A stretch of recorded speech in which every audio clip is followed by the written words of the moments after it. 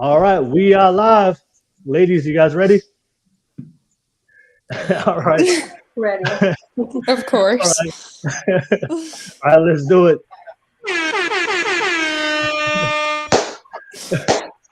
What's up, everybody? Live. Welcome to another session of the Double Cloud Podcast. My name is Will. I'm the host of this show, number one Polynesian podcast in the world. Oh, wow. Let's get it all. What's up, everybody? We have a great show for you guys. Thank you so much for tuning in. I can see some of you guys tuning in right now. Thank you so much for tuning in right now for the live show. I appreciate for all you guys tuning in for the very first time. Thank you so much. Of course, for everybody out there that always supports my channel, people that like and subscribe and follow my content and been watching me throughout my whole YouTube journey. Thank you so much for all the love of support. You guys already know what to do. Smash and press that like, subscribe button. If you appreciate the content, love the content, appreciate my platform, press that like and subscribe button real quick. Thank you so much. Don't forget, I do have a disclaimer out there for everybody under the age of 18, especially we're going to have a very controversial topic we'll discuss tonight. But everybody out there under the age of 18, quick disclaimer out there. This content is not suitable for the children under the age of 18 without adult supervision. Please be advised. Please be advised. Shout out to Savage.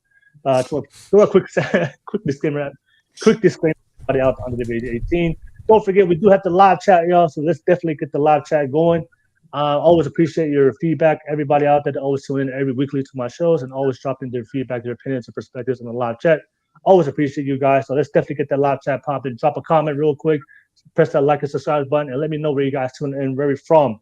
Don't forget, this is a public. If you're watching this for the very first time, if you're not familiar with my platform and my show, I do allow people to come on and be part of the conversation. Obviously, there's a lot of people that did message to me on Instagram that they wanted to be part of the conversation as well.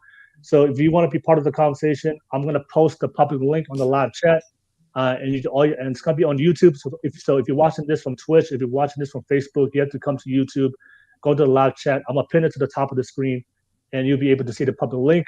I'll post it right after the intros, and once the intros are done, I'll post the public link as the ladies are speaking, and you guys be able to click on it and be part of the live conversation as well. So please, I know this is a great topic to discuss, and I know this is a very important topic, and I'm really, I have a very strong stance on this topic. I see Ty on the live right now. Ty, the Tokoso effect. Hey, what's up happening, everybody? Hey, what's up, Ty, man? Thank you so much for tuning in already early in the show. I always appreciate you jumping on every single week on the live show. But yeah, I know we have a great topic to discuss tonight. I invite everybody out there to come on and let's have a conversation, especially the people that disagree, whether you're pro-life, whether you're pro-choice. Let's have an open conversation, especially people that disagree with my content. A lot of people that don't like my content, or maybe don't like my channel. How dare you? All right, but if you're triggered by what I say, or disagree with what I say, I'm always open to have a conversation with you. So I invite everybody to come on, regardless of what view do you have. I think it's important to open the conversation for everybody, especially on this topic when it comes to abortion. So yeah, don't forget, we do have the super chat donations. Everybody out there that always financially donates to my channel. I appreciate all you guys for always supporting me with your donations. Every single donation will be reinvested back into my podcast to give you guys better quality content. And of course, my plan is to launch my podcast studio by the end of this year, so I can have a real live podcast with different types of people in my studio. So if you want to support my goals and dreams, I'm manifesting right now by saying it out loud. Please drop a super chat donation. And of course, if you do want to drop a super chat donation, ask it through a question or topic. So if you have specific questions that you guys want us to discuss, if you have specific topics that's related to tonight's discussion you want us to discuss, or you have a specific question directly to the ladies that you want them to answer directly to you on the live show, ask it through a super chat donation, and of course we'll be able to reciprocate it, give you a shout out, thank you, but also be able to respond to you so you can get your response on the live show. I see Fatty already. Hey, what's up, Fatty? This is going to be fun. Yes, this is going to be fun and interesting indeed. Thank you for tuning in for tonight's show. But nevertheless, that's pretty much all my YouTube stuff real quick. So you guys already know the discussion tonight for tonight's topic. We're going to be discussing the Roe versus Wade, the Supreme Court overturning it, and of course, our different views when it comes to abortion. Whether we are pro-life or pro-choice, and we're going to open up for discussion. So I know this is a very sensitive topic for everybody out there, especially if you're watching this for the very first time or you're watching us for the very first time. I just want to make sure everybody understand we're just here to have a conversation, to express our views and ideas. So don't take things personal. Don't get triggered. All right. You triggered my trap card. All right. Don't get triggered. Don't get triggered. But like I said, this is an open conversation where we can express our views because I think this is a very important topic, me personally, for the future of our children. So that's why I'm very adamant and very excited to talk about this and have a very open conversation from both sides. And people have different views on this topic. So I know this is a main conversation that's happening right now in America, but I want to make sure everybody understands. Like, we're just here to have open conversation. Of course, you're always open to join us as well. If you click on the public link in the live chat, and you can be part of the conversation as well. So, but without further ado, let's go right into it. Let's get the show started. I'm gonna ask the ladies real quick to do their quick intros. I'm gonna ask the first ladies, my newest guest on the live show, tuning in for the very first time. I'm gonna ask them to introduce themselves real quick. I'll start off with all the way from Ireland, Matilda. Go ahead and introduce yourself real quick to everybody out there. Hello, I'm Matilda. My name's Matilda Rose, but everyone just calls me Matilda. Do you want me to say my stance on this topic? Yeah. It's up to you if you want to include that on your. I mean, I can. I'm obviously, so my role, even out of this, so my social media and my content creating on TikTok, I am pro-life. I'm a pro-life activist. I have been since a very young age. So tonight, hopefully, everyone will discuss nicely and we'll all get on by the end of this.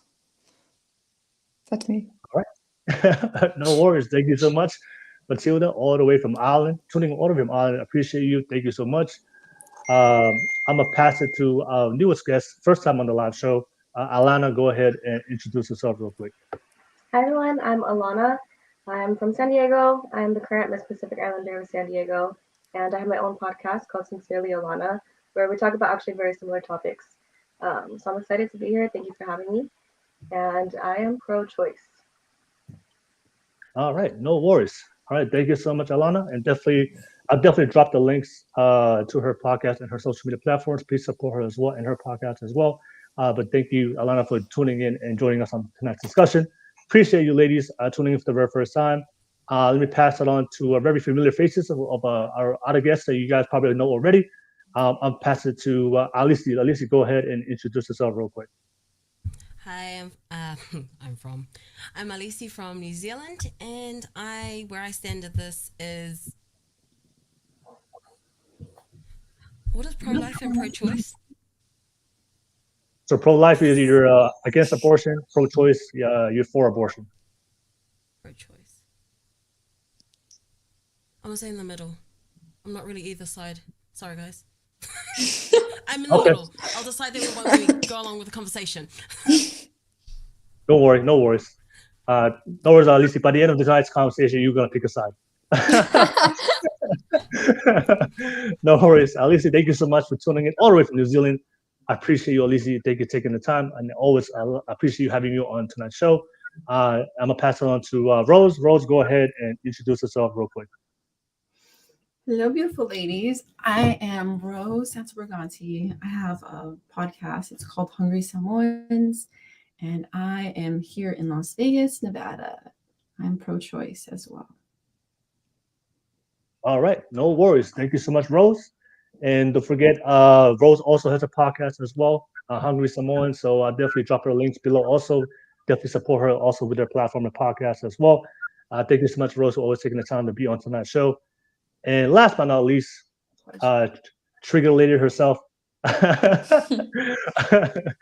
Malia, go ahead and introduce yourself real quick. Hi, everyone. It's Malia, aka Boss Lady Bubba. You can find me on Instagram, and I am out of Albuquerque, New Mexico. And I'm just here just to talk some shit, and everybody knows that I'm pro-choice. You're a hater, Will. No worries, no worries. That's why I love Malia. We got on this podcast, man. We like to talk shit. Also, we have some intellectual conversations, but we also like to talk some shit on here too. But thank you so much, Malia. I really appreciate you as always, to be on tonight's show. But yeah, nevertheless, let's go right into it, ladies. Yeah, and open up for discussion, and let me hear your thoughts about your thoughts about tonight's topic, which is the vote versus rate being overturned, and of course abortion. So I'll start with my newest guest, with the ladies. Let me ask you guys what you guys think about the Supreme Court overturning the Roe versus Wade. What was your reaction to it, and of course, what's your perspective when it comes to the topic of abortion? Let me start it off with you, Alana. Go ahead. Yeah, definitely. When I saw the news and it came out, I was very upset.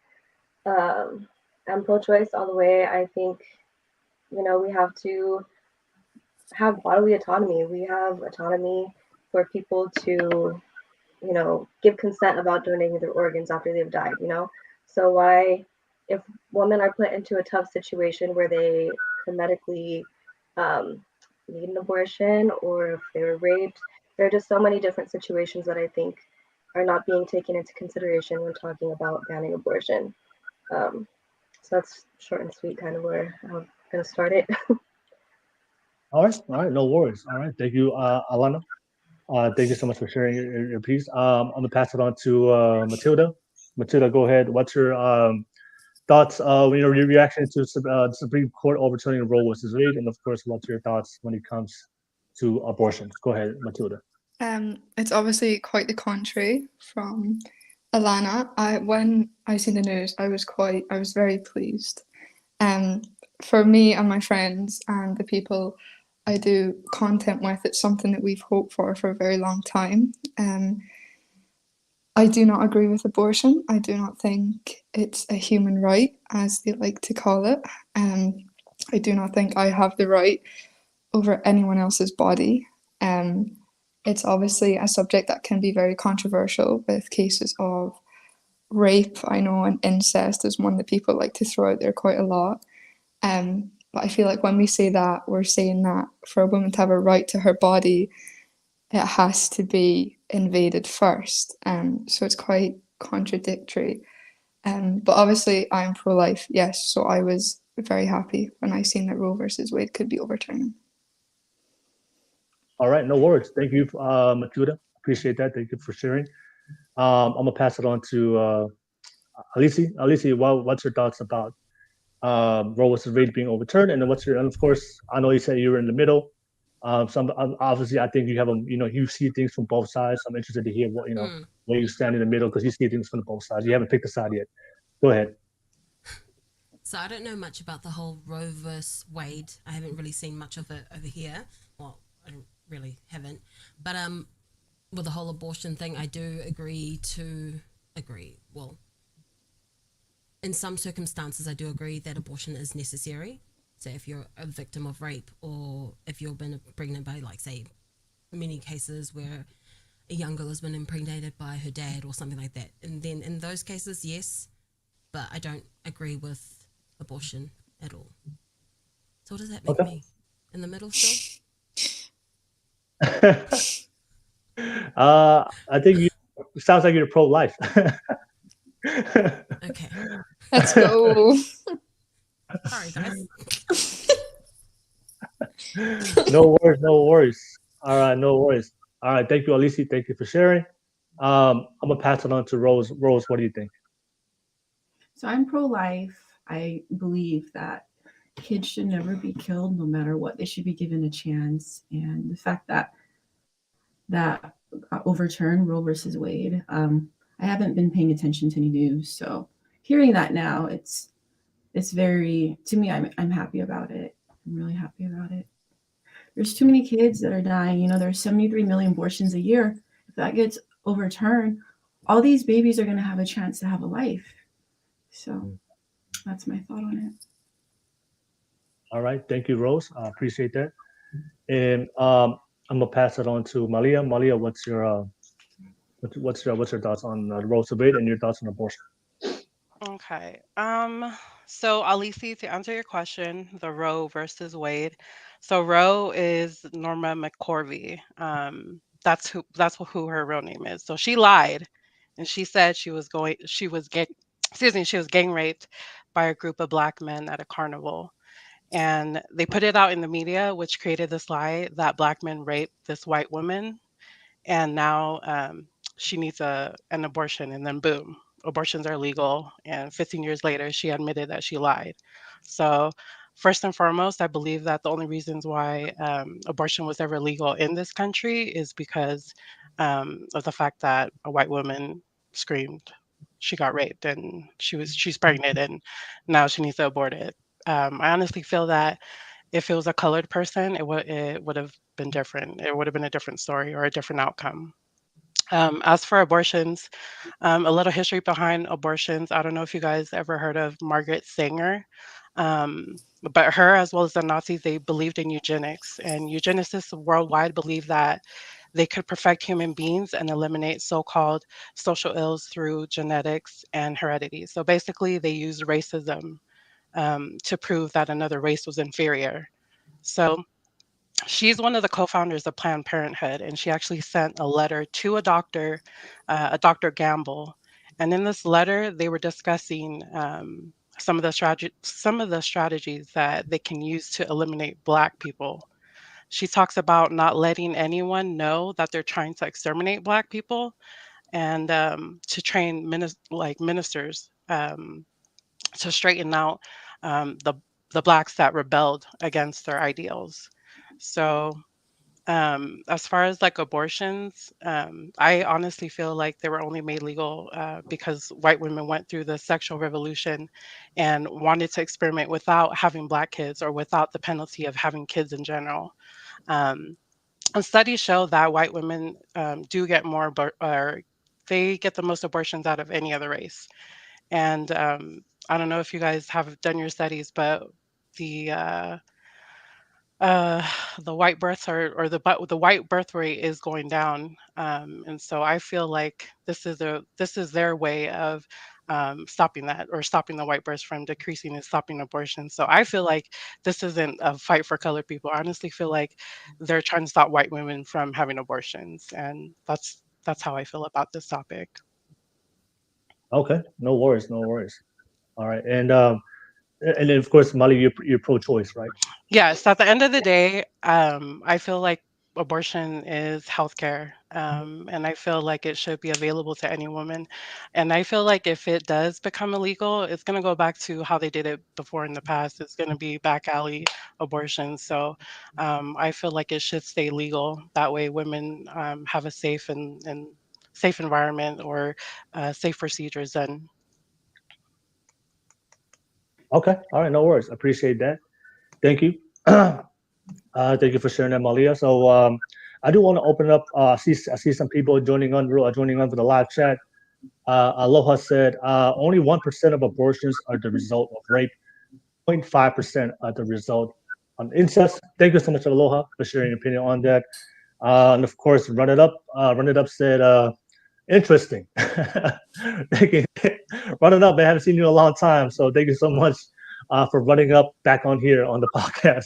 Appreciate you. And of course, yeah. So everybody in the live chat, I appreciate you guys watching this right now. Yeah, let me know what your comments and what you think about tonight's discussion. Of course, I just posted the public link on the live chat. So if you guys want to be part of this conversation, come to YouTube, go to the live chat, go to the top of the screen, it's pinned, click on it, and you can be part of the conversation as well. Yeah, ladies, thank you so much for sharing your perspectives. Obviously, you guys share your opinions on how you guys view things. So I do want to open up. So obviously, we see things differently. Some of you guys on this panel are pro-choice. Some of you guys are pro-life. So you all had an opportunity here. Everybody's sides of why they think that they take their stance they take on tonight's topic. So I want to open up for you guys based on what you guys heard from the other side. If you guys want to challenge that real quick. So I have some things I want to say, but I want to reserve that real quick. I want to give you guys an opportunity because you guys heard the argument, what they think, and I think this is important to have an open conversation with it and to talk about why do certain people think. Because I think a lot of times what I've seen, and I listen to a lot of abortion podcasts and discussions. There's a lot of American people. Their stance on when it comes to abortion, a lot of it just comes from the media. They don't really know the statistics, the data, what's really going on. I think Malia, shout out to you. Thank you so much for explaining what the Roe versus Wade and how that came about. A lot of people don't know the history, the historical context, and everything. So a lot of times usually people's stance on their views on things just comes from what they heard from somebody else. So I think that's why it's important to have these discussions from different sides, and so people can hear the perspective, the stance, the data, the statistics, the truth, and so that way they get more information before making a very big decision of what they already stand on this. Because, like I said, we're talking about, like Rosa, we're talking about the life of a baby. That's what we're talking about. We're talking about killing, whether we kill or not kill a human baby, right? So that's what abortion is. And I think a lot of times, I don't think people really kind of think about it deeply. Um, but yeah, I wanted to open up for you guys, ladies. If you guys, who wants to go first? You guys have a chance to listen to the other side, and if you guys want to have a chance to challenge it, and Rose, you said to go first, and if go ahead, Rose. Yeah. Also, the guests that commented that 1% are from rape or incest. I was looking at the statistics, and that falls under the other category.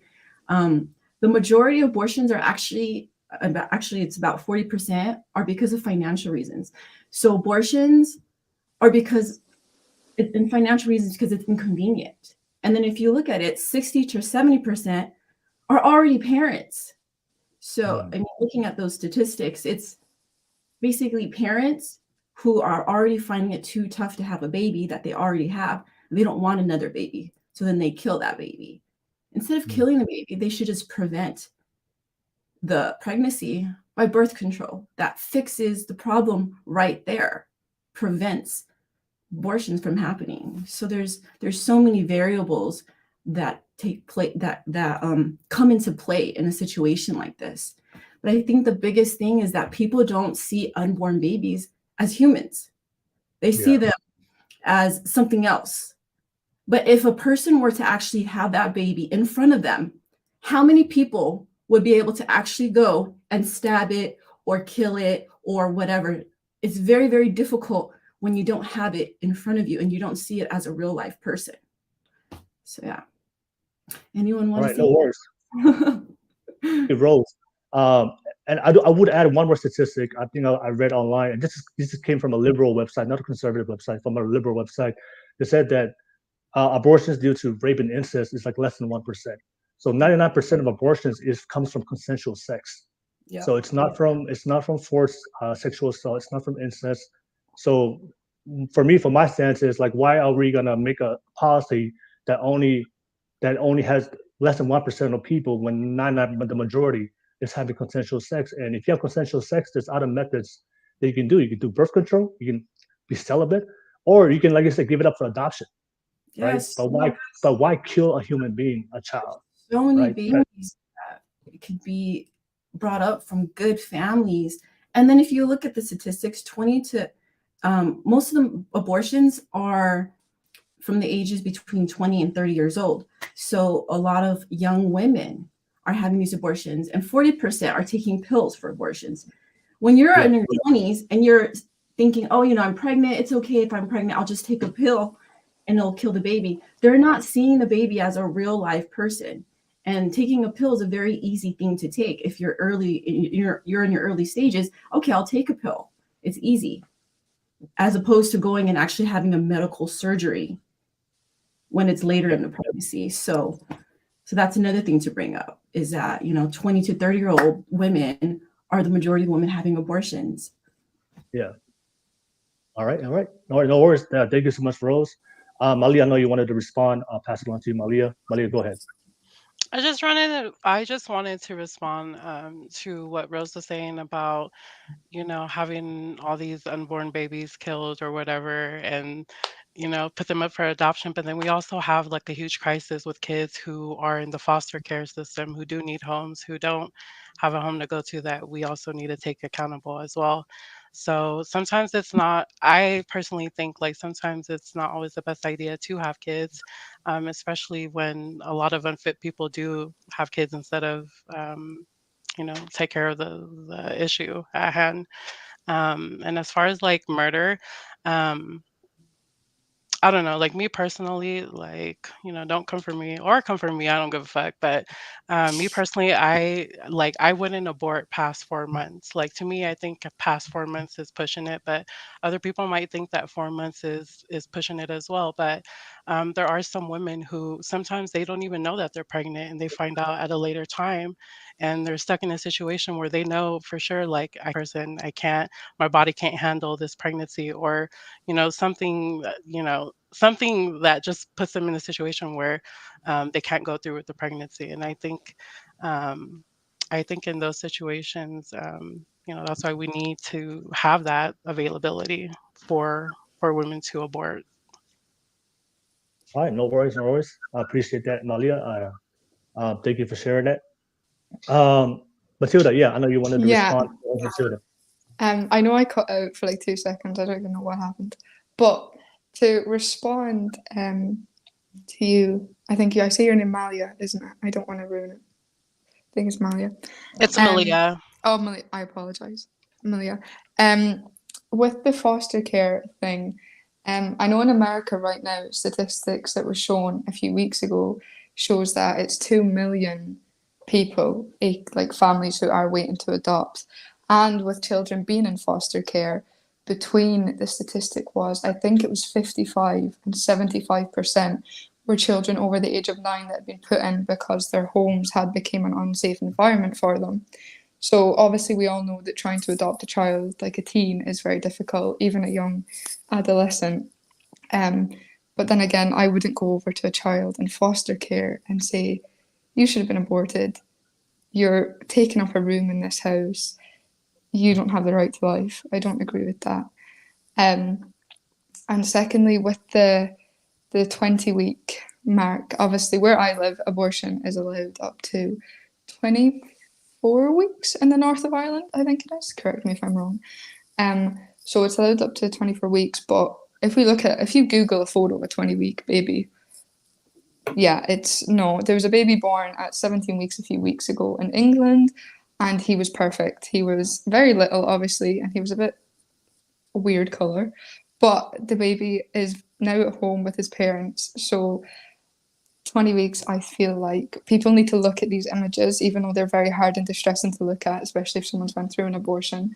But I really think that these images would help people a lot understand that abortion is very much so the killing of an unborn child.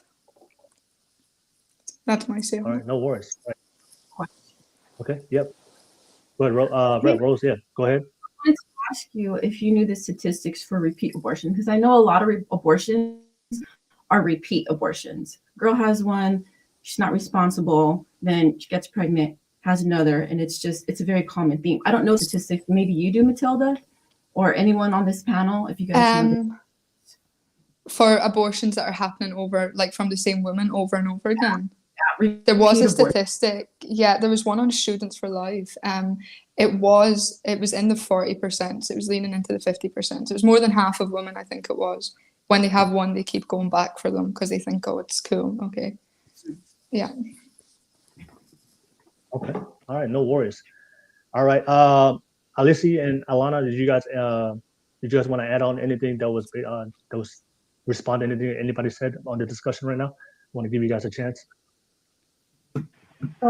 First of all, I want to shout out Malia real fast. She really hit like everything that I had in my notes regarding like eugenics and everything.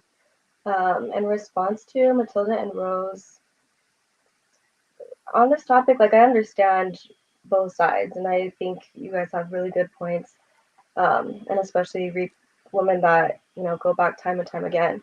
But what about the other 40% that maybe there's a legitimate reason why they might have to get an abortion if their lives are at risk or there's something wrong with the baby?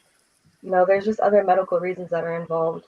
And from my experience and hearing the women in my life who have had abortions, it's never an easy decision to make. And I know a lot of those women look at those pictures and they are going and getting their ultrasounds, and so they comprehend like what's going on. They know that it's a child, but again, like it's still not an easy decision to make. And so I think if we completely ban abortions, then we're taking away, like Malia said, the right to healthcare, because it's not going to stop abortion. People are going to go and do back alley abortions. They're going to do it illegally. They're going to fly to another country where they can have the procedure. So I think if we ban it, it's just going to make things worse. We're going to see more unnecessary deaths. The other thing I read too is that since Roe versus Wade, his abortions have actually decreased pretty steadily over time. So I think if we, overturn it, those abortion rates are either going to jump up in those unsafe ways.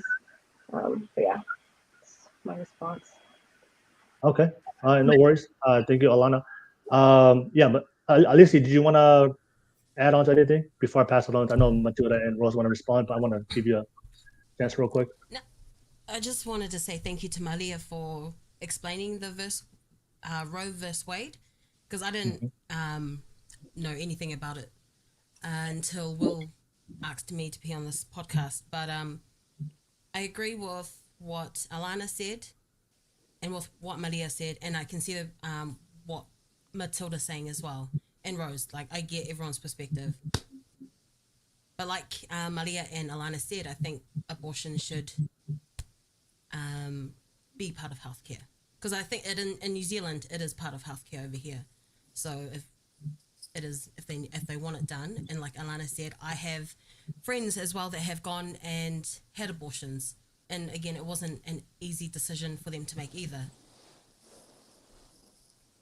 But yeah, no, that's pretty much me.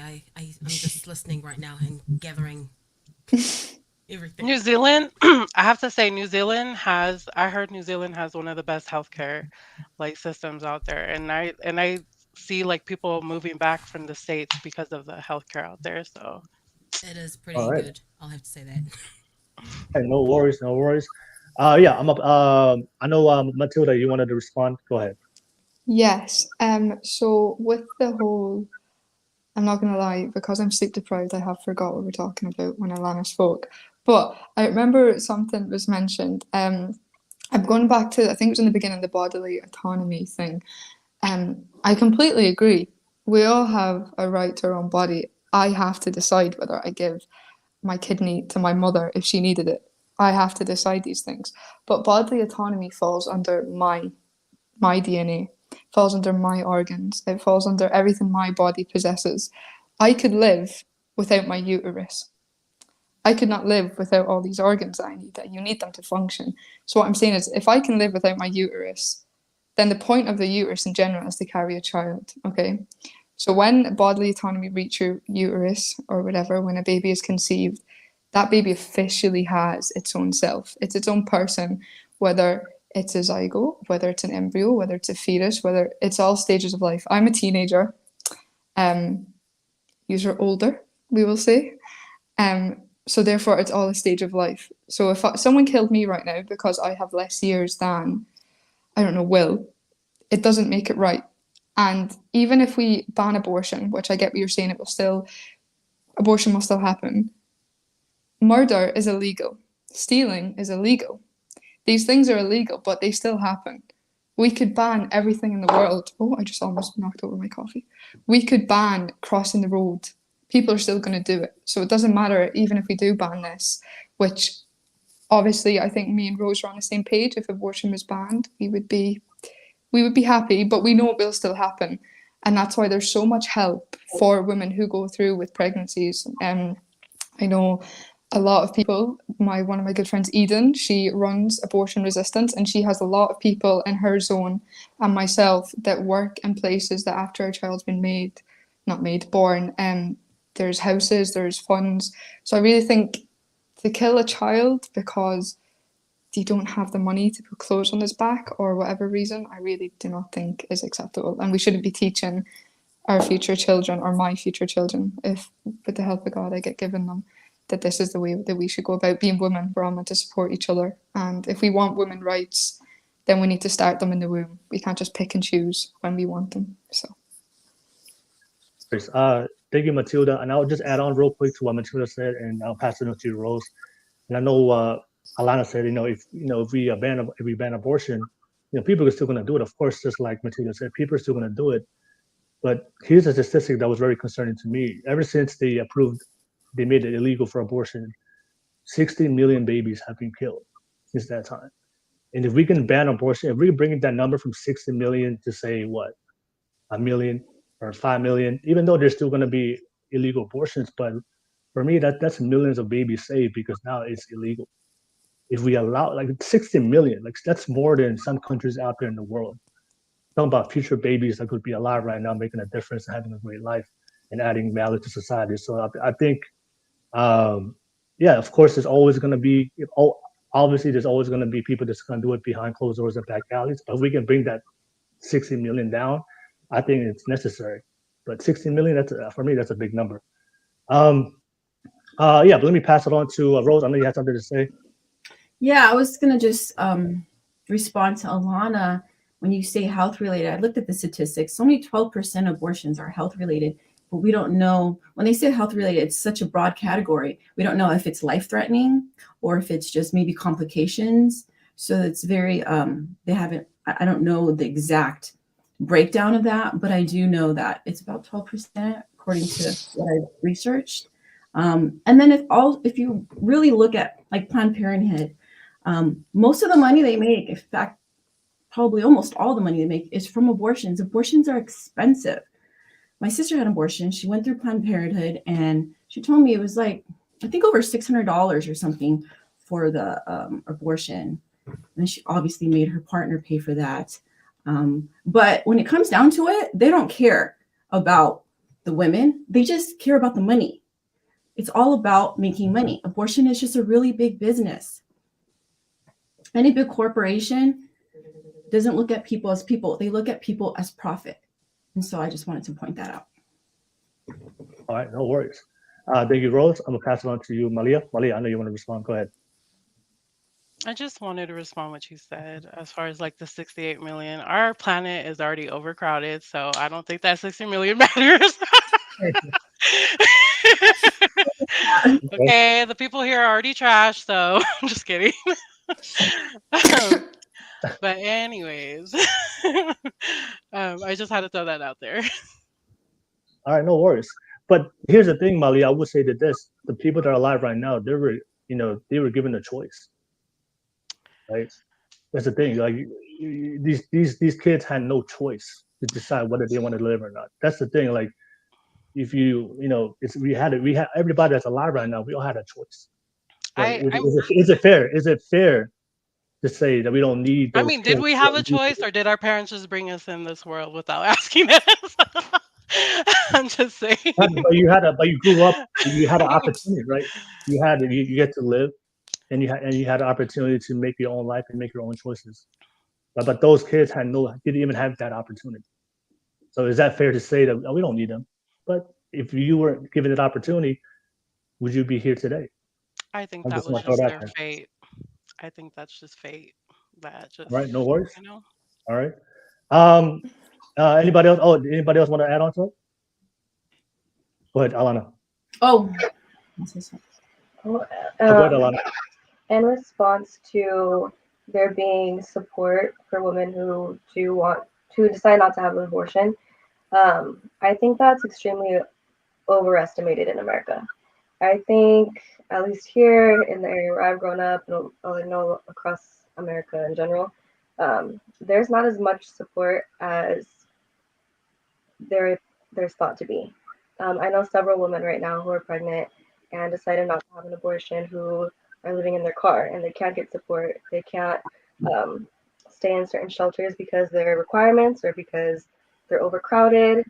And yeah, it's hard for me to think that their life would be better if they didn't get an abortion. I think the lack of services and the lack of support is the main reason why women decide to go through with having an abortion, because they know that it's not only it's an inconvenience. Yeah, their life is going to be disrupted, but also they truly don't believe that their child's life is going to be better off. They will not be able to provide for their child. They will not be able to guarantee that they're going to go into a home where they're loved and where they're safe. So again, it's not an easy decision, and I just don't think that these services are really there. Okay. All right. Did anybody else want to add on? Matilda? Go ahead, Rose. Go ahead. I just want to respond to Malia. I feel like it's the opposite. We don't have overpopulation. We actually need more people. Look at what's happening now. We don't even have enough workers. So you can just see it by going out. There's someone that had statistics out where because we don't have enough people, a lot of I don't have it on the I don't know off the top of my head, but I know that we need more people as we are. I feel like this whole where there's too many people, we need to decrease the population. I don't feel like that's. I feel like it's the opposite. We don't have enough people. We need more people. We need more innovators. We need more geniuses. We need more people, more scientists, more engineers. We need more people because the more people you have, the more we can build as a community. It takes numbers to build, just like anything. If you look at the ant population, ants are only strong with numbers. You don't have strength when you don't have numbers. And I feel like we just need more people. And then I was looking at statistics, about 40 to 50 million babies are being aborted worldwide every year. That is a lot of abortions, but that's also a lot of money that all these clinics are making. And it's about like 125,000 babies a day. I mean, if you really look at that, that's like, imagine if all these babies were born and they're all like piled up, dead babies piled up, 125,000 dead babies piled up. If you really were to look at it, look at that picture, would people be okay with that? I don't think so. I really don't think so. If you really saw it in front of you, a physical body, physical embryos. Matilda, do you want to say something? No, it's about the overpopulation thing. So I think I know what you're on about. No, obviously I'm not American, but I think the biggest state in America is Alaska. Am I right? I think I'm right. Yeah, we don't have. Yeah. So the biggest state in America is Alaska. Now there's almost 8 billion people in this world. Every single person in this world could fit into a 4-bedroom house with a front and back garden in Alaska. Every single person in this world.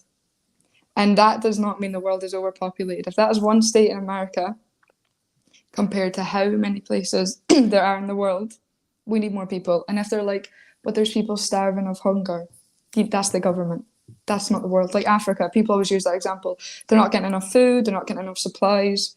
I think it was America that sent over hundreds and hundreds bags of food, etc. But the government took it. They never sent it in. So there's that. And what Rose was saying about Planned Parenthood, and if you actually saw a baby in front of you, I'm sure you've all heard of the 5. I don't know if you've heard of the 5 babies that were found literally in a bin, but outside this hospital, literally, as you would say, alive babies. And that got completely overturned because it was the man's job to get rid of these babies. So there's something that America needs to work on, like you were saying, Alana. Instead of people advocating for abortion, even though the trauma from it is like probably a lot worse than having a baby, there should be people out there making the help. You always have to start from nothing to get to something. You can never just get given it to you. I don't think any of us have just been handed everything on a plate growing up. I certainly wasn't. So we can't look at women and think, that's them, they need to get an abortion to live their lives, because that's the meaning women. If I was pregnant right now and someone said to me, for you to get a good job and go to uni and do all this, you have to have an abortion, I'd be like, sit down, don't be telling me that, because I'm a woman. We should be empowered by each other. I don't think we should be tearing each other down when we have a lot more bigger problems in the world right now, that we don't have to cause another problem by killing little babies. So all right, no worries. Thank you so much. There's so many people in the comments. oh no. All right. I think Daniela TL said planet overcrowded based on one metric. Eddie said it's not a religious angle because we're all made of cells similar to a fetus, therefore making them a human being. All right, no worries. And then ended up said pseudo babble. All right, no worries. Yeah, and of course, of all the fellas on here, if you guys also want to invite the fellas, man, come on and be part of the conversation. We'd like to hear what the men have to say when it comes to abortion. But I do want to bring up this. I do want to bring up this topic in more to the women who are pro-choice. So my issue is the reason why I have a big stance on pro-life, and why I'm pro-life is the morality part, right? So the one thing I want to ask, ladies, can we all agree on here that intentionally and directly killing a human being is wrong? Can we all agree with that? Yeah. Yes. So, it's called, to murder somebody. So if you want to intently and directly kill somebody and take another life, we can all agree, right? Unless somebody here wants to disagree, then It depends. God bless us all. Right? All right, cool. So we can all agree. Hey, okay, we can all agree on the premise that intentionally and directly taking the life of another human being is wrong. Okay, so the question I want to ask the ladies who are pro-choice. So abortion is the intent and the direct killing of a human being, of a person. So that's where I just that's why I take my stance. I don't think we should justify people deciding intently to directly kill somebody. So if we can all agree that killing another human being is wrong, then wouldn't it make sense for that same logic that for you guys to also say it's also wrong to kill another human being, aka the baby? So I want to throw that out there to you guys out there on the pro-choice side. What do you guys think about that? Because for me, it's a morality thing. It's a wrong. It's something that it's wrong. I think but I think we live in a time where morality is fluid now, and people are confused of what's wrong, what's right. I don't want to bring religion to it because I know a lot of people in the live chat. Oh, you guys are talking from the religious perspective. Religion has nothing to do with the common sense. Like I should not kill somebody else. That has nothing to do with religion. That's just common morality of being a decent human being. All right.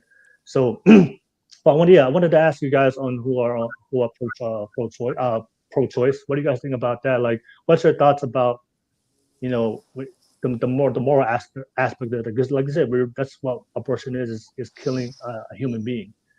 Like how do you justify that, or what do you think about that? I just want to hear your thoughts real quick. And Alana, Malia, what do you guys want to respond? Go ahead.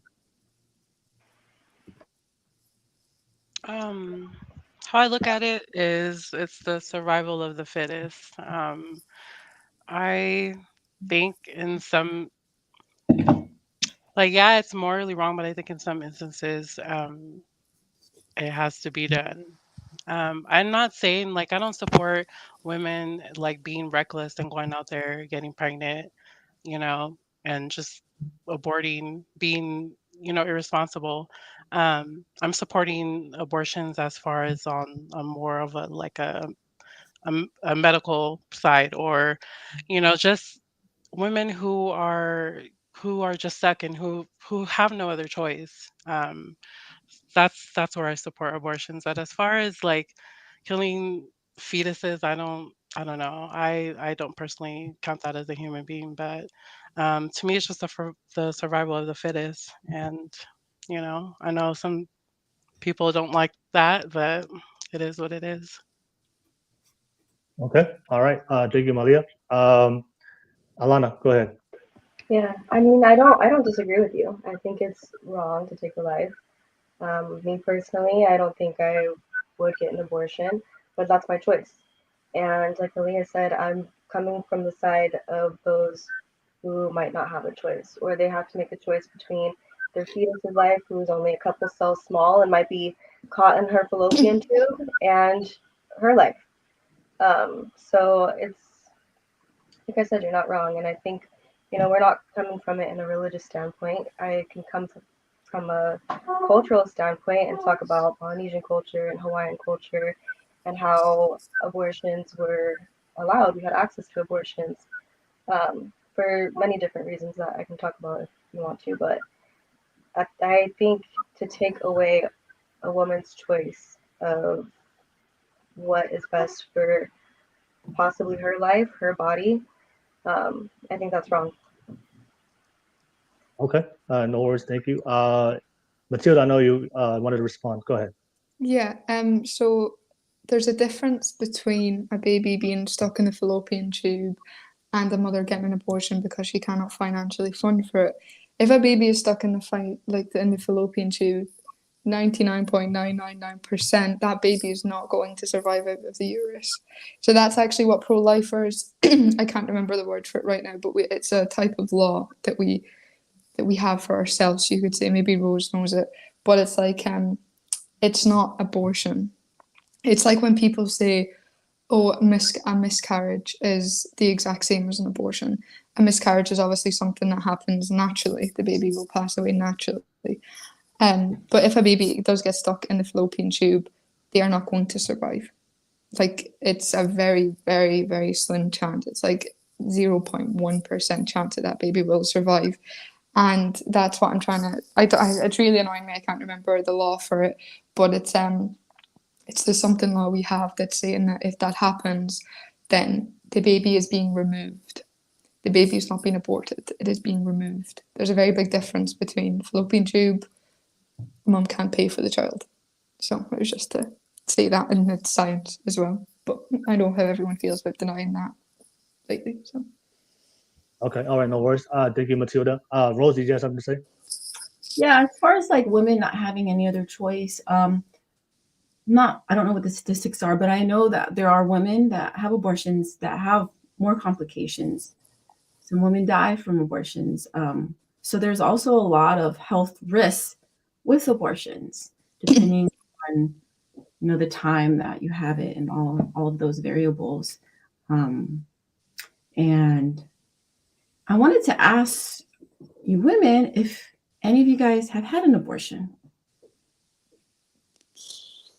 or know someone who's had it and how it has affected them, because my sister had an abortion and it traumatized her, and it will traumatize her for life. She will always have that guilt knowing that she could have had a child, and when she did have it, none of us were supported. We didn't even know about it. Me and all my sisters, we were actually really, really sad because we knew that if she wasn't so selfish, we would already have a little niece or nephew running around, growing up in a wholesome household and having a chance at life. And she deprived herself and then the whole family of that experience. And so we were really upset about it, that she didn't even talk to us about it, because we also wanted to support her and help her and be there for her, because that's a very, very difficult time for a woman, whether she has abortion or not, but just being pregnant in general. You need support system. And I feel like majority of abortions are because there's no support system. There's not a family unit. And family units are very, very important. It's what builds communities. Communities build this world. So I just wanted to make that. Or ask you ladies if you know anyone that have had abortions and what their experience has been like. Because I also know, I also have a dog who had an abortion, my stepdaughter, and when she looks back, she's still traumatized from it, and she still feels that guilt, like that she could have had this child. And the reason she didn't have it is because of inconvenience. My stepdaughter and my sister, it was inconvenient. They weren't ready. They're too young. They want to live their life. All those reasons. But the reality is the reality is that they both would have been great moms, and they both had family support systems. They just chose not to because it was inconvenient.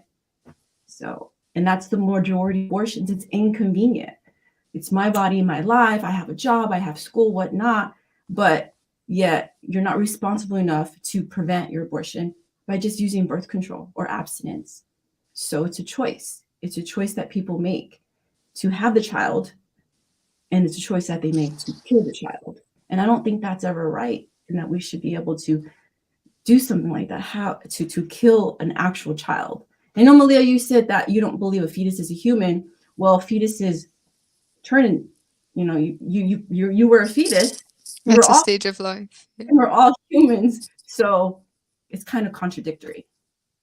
But anyways, what do you ladies think? What are your experiences with people who have had abortions? Alana, go ahead. I've known quite a few women who have gotten abortions. I think the ones who, like you said, are supported those are the ones I know that regret it the most or carry around guilt with them. But like you said, like you need support in your decision either way. Children need a family, they need community. And the women who I know had no family, felt like they had no choice, um, they don't regret it. They're not traumatized from it. Um, they can be sad about it, but they ultimately feel like that was the best decision that they made for themselves and for the fetus. Um, there's something else I wanted to say, but I forgot. Hopefully, it comes back to it. No worries. No, I do want to expand on what Rose said. I think it's something that's very uncomfortable to bring up and talk about, but I think it's something that's important. I think Rose, I think we brought it up in the beginning of the podcast where we said that less than 1% of abortions are through because of incest and because of rape. 99% of abortions are because of consensual sex. And, depending on the situation, the circumstance, they didn't like it and they wanted to abort and kill the child. So that's something that I think Alana said, like, they didn't have a choice, right? And for me, I totally disagree with that. We did have a choice. Can we all agree on this panel that when we have sex, we know there's a possibility that baby can happen? Can we all agree with that? Yes. So knowing that when you partake in a sexual activity, when you have sex, there's a possibility. So by natural consequence, if it happens, that was a consequence of a choice that you made consensually. Nobody forced you to have sex. You make that choice. So what I do find a lot of women today is that they want to avoid the accountability from the consequences from their own choices. And that's not how life works. That's like me saying, you know what? I want to drink and drive, but I don't want the consequence of getting a ticket if I get pulled over. Like, if I drink and drive, there is a possibility that I might get pulled over. I might kill somebody because I don't know how to drive. But I can't sit here and pick and choose the consequences of my choices. That's not how life works. So I see a big problem with that. That, like I said, there's so many options you can have. There's so many. There's over 12 to 16 forms of birth control. You can have abstinence, and also, I think Rose brought it up. The majority of the women who choose to get abortion is because of financial situations, right? There is a good way to make sure you never put yourself in a situation is making sure that you find a good partner and get married, right? If you get married with a good, healthy man, select a good quality man that's going to be a good partner and get married, because like statistically shows that a couple that raises children in a stable household between both parents at home, you have a more financial stability and more probability of raising have a better quality of life as a family and also the kids as well. If you're a single parent, you're going to have a lot of financial issues that cause a lot of issues for yourself for your life. So wouldn't it be a better strategy? You know what? There's a possibility I might get pregnant. There's a possibility I might be a single mom and do this on my own. You know what? I'm gonna make the harder choice to find a good man, find a good husband, get married, so that way I'm in a good relationship, healthy relationship. I have a partner I can rely on. They can take care of me. We can rely on each other. But like I said, that option is also available as well. But if you don't pick that option and you choose to have consensual casual sex, you're never really doing a great job to find a good man, and the possibility of being sex, the possibility of the guy never making commitment and being around because you just had a one night stand, you just had some fun in college, and you went to whatever situation, and whatever consequence that comes, you can't run away from it. And you know what? I don't want to deal with the consequences. I want to kill a baby. Like, is that justifiable? Are we really gonna see? I mean, for me, are we really gonna sit here for all those women out there just because life got hard based from the choices that you made, because you don't want to deal with the consequences of your life, you want to kill a human being, and also you want to punish an innocent human being that had nothing to do with your choices with your life. The baby had nothing to do with your life choices. That was your choices that was you made for yourself, but you're punishing by removing his life. Is that justifiable? How can you justify that? Like I said, I always hear that there's no choice. No, there is a choice. You had a choice, but you didn't like the outcome of your choice. So for me, it's like a way out. It's like an excuse. That's why for me, if we allow this to happen, we're pretty much empowering them to make excuses for the consequences of their life choices. And unfortunately, the one who gets paid for that is the baby, who had nothing to do with that. He's innocent, but we're gonna kill a defenseless innocent human being. I just want to add that, and if anybody wanted to respond and add on to that, I'll open up for you guys. Go ahead. Matilda? Go ahead, Alana, you wanted to respond? Go ahead, Alana. Yeah, well, I remember what I wanted to add when you were talking, and it was, I know several women who have gotten pregnant while on birth control, and several forms of birth control. And so that was kind of like my point that I wanted to make about birth control. Obviously, it's not 100% effective, but like you said, it's still a choice. You still have consensual sex.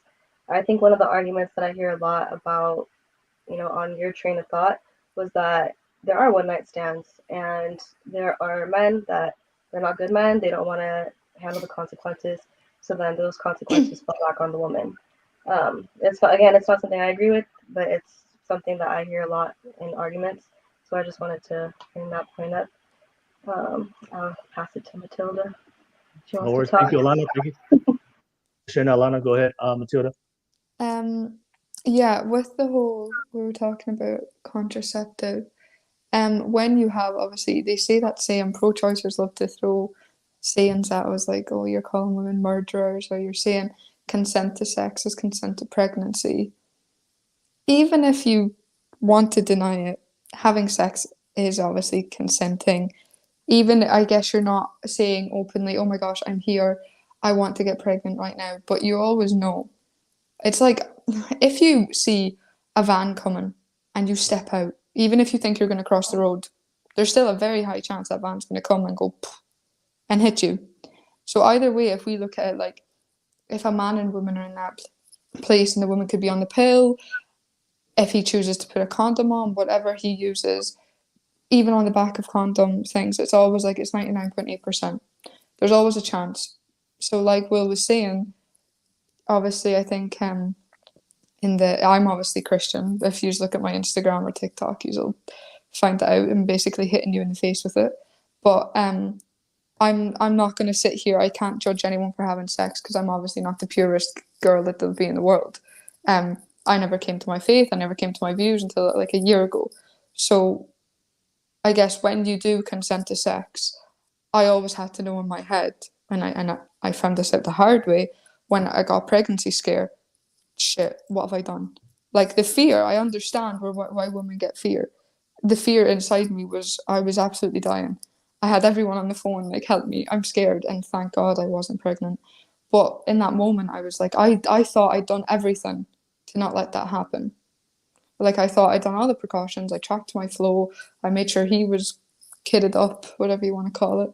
And I still ended up getting scared. So I really do think we need to look at that when saying to women who, even if they get abortions for that reason, they need to think about their ways of life. If you're killing a child because you chose to have a condom on that wasn't effective, why are you making that child be suctioned and cut out of you? 2 + 2 is 4, you know? So that's all I have to say on that matter. All right, Rose. Yeah, go ahead, Rose.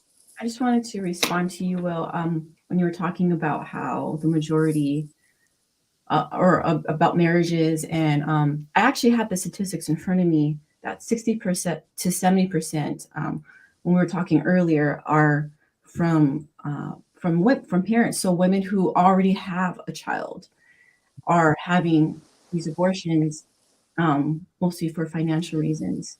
So if you look at that and you have a woman that's married and she has support of a husband, then the financial situation is eliminated in the equation, and that prevents a lot of abortions. And then another thing I wanted to bring up, my sister, she's watching and she texted me, so I'm going to read her comment because she's actually very well versed politically. And so this kind of goes back to the beginning when Malia was talking about Roe versus Wade. She was saying that they are not eliminating abortions, that they're actually debating on changing the timeline since the US has 24 weeks and they want to make it shorter. And then she also said that nothing is concrete. The leak is a way for Democrats to get the people amped up for the midterms and to vote for Democrats since abortion is a big thing. So I just wanted to make that statement. Okay. All right, no worries. Thank you so much. Also, did anybody? I don't want to. I have something to bring up real quick for everybody. We can keep the discussion. But did anybody have a question or topic that you guys want to bring up as part of the conversation? I do want to open it up for you guys. Okay, great, Malia, go ahead. Can I just follow up on that? I just want to say that any law that the U.S. Passes within the LGBTQ community or the like women's rights movements, these laws are passed for white women. I'm just putting that out there. It has nothing to do with us colored women. So there's a reason why that this is being overturned. So I'm just saying, you don't want to really put too much energy into it because at the end of the day, they're going to do what it does. So um, I'm just putting that out there. All right, no worries. All right, thank you, Malia. Appreciate that. Alisi, did you want to add on? I know you're in the middle. Where you are now? You pro-choice, pro-life. I'm leaning more towards pro-life right now because I'm understanding it more. So, yeah, thank you, Rose and Matilda, for and Will for elaborating more. So I'm just soaking it in and just taking it in, and I'll put my hand up when I need to say something because I'm just absorbing everything right now. All right, no worries. All right, cool. I want to bring up this topic, and I know this is something that's often debated. And you have something to say, Rose? Yeah, just real quick. I was Right. looking also like at statistics worldwide, and actually the majority of abortions happen in Europe. So if you look at that statistic, it kind of eliminates the whole idea of the race, because in Europe, obviously, it's very Everything is all about race, Rose. Let's not go. Let's not start with I that. feel like that's a Everything's all problem, about race. because we're all one race. We're all humans. So I wish we could all think that way, but I'm sorry, honey, that's not the real life. Okay, no worries. Matilda, yes, I'm just saying. I'll come right Yeah. to you right after. Oh, Matilda. With the race thing, obviously when my TikTok is very pro-life and controversial, so I have a lot of, it's like black women in my comments who are shouting at me because I have white privilege, and I understand where they're coming from. But if we look at statistics of abortion and race, like you said, abortion and Planned Parenthood was obviously set up in the most deprived areas of America to target African American children because they did not want them. And nowadays, if you look at the statistics, there's more black babies killed in America than there are born.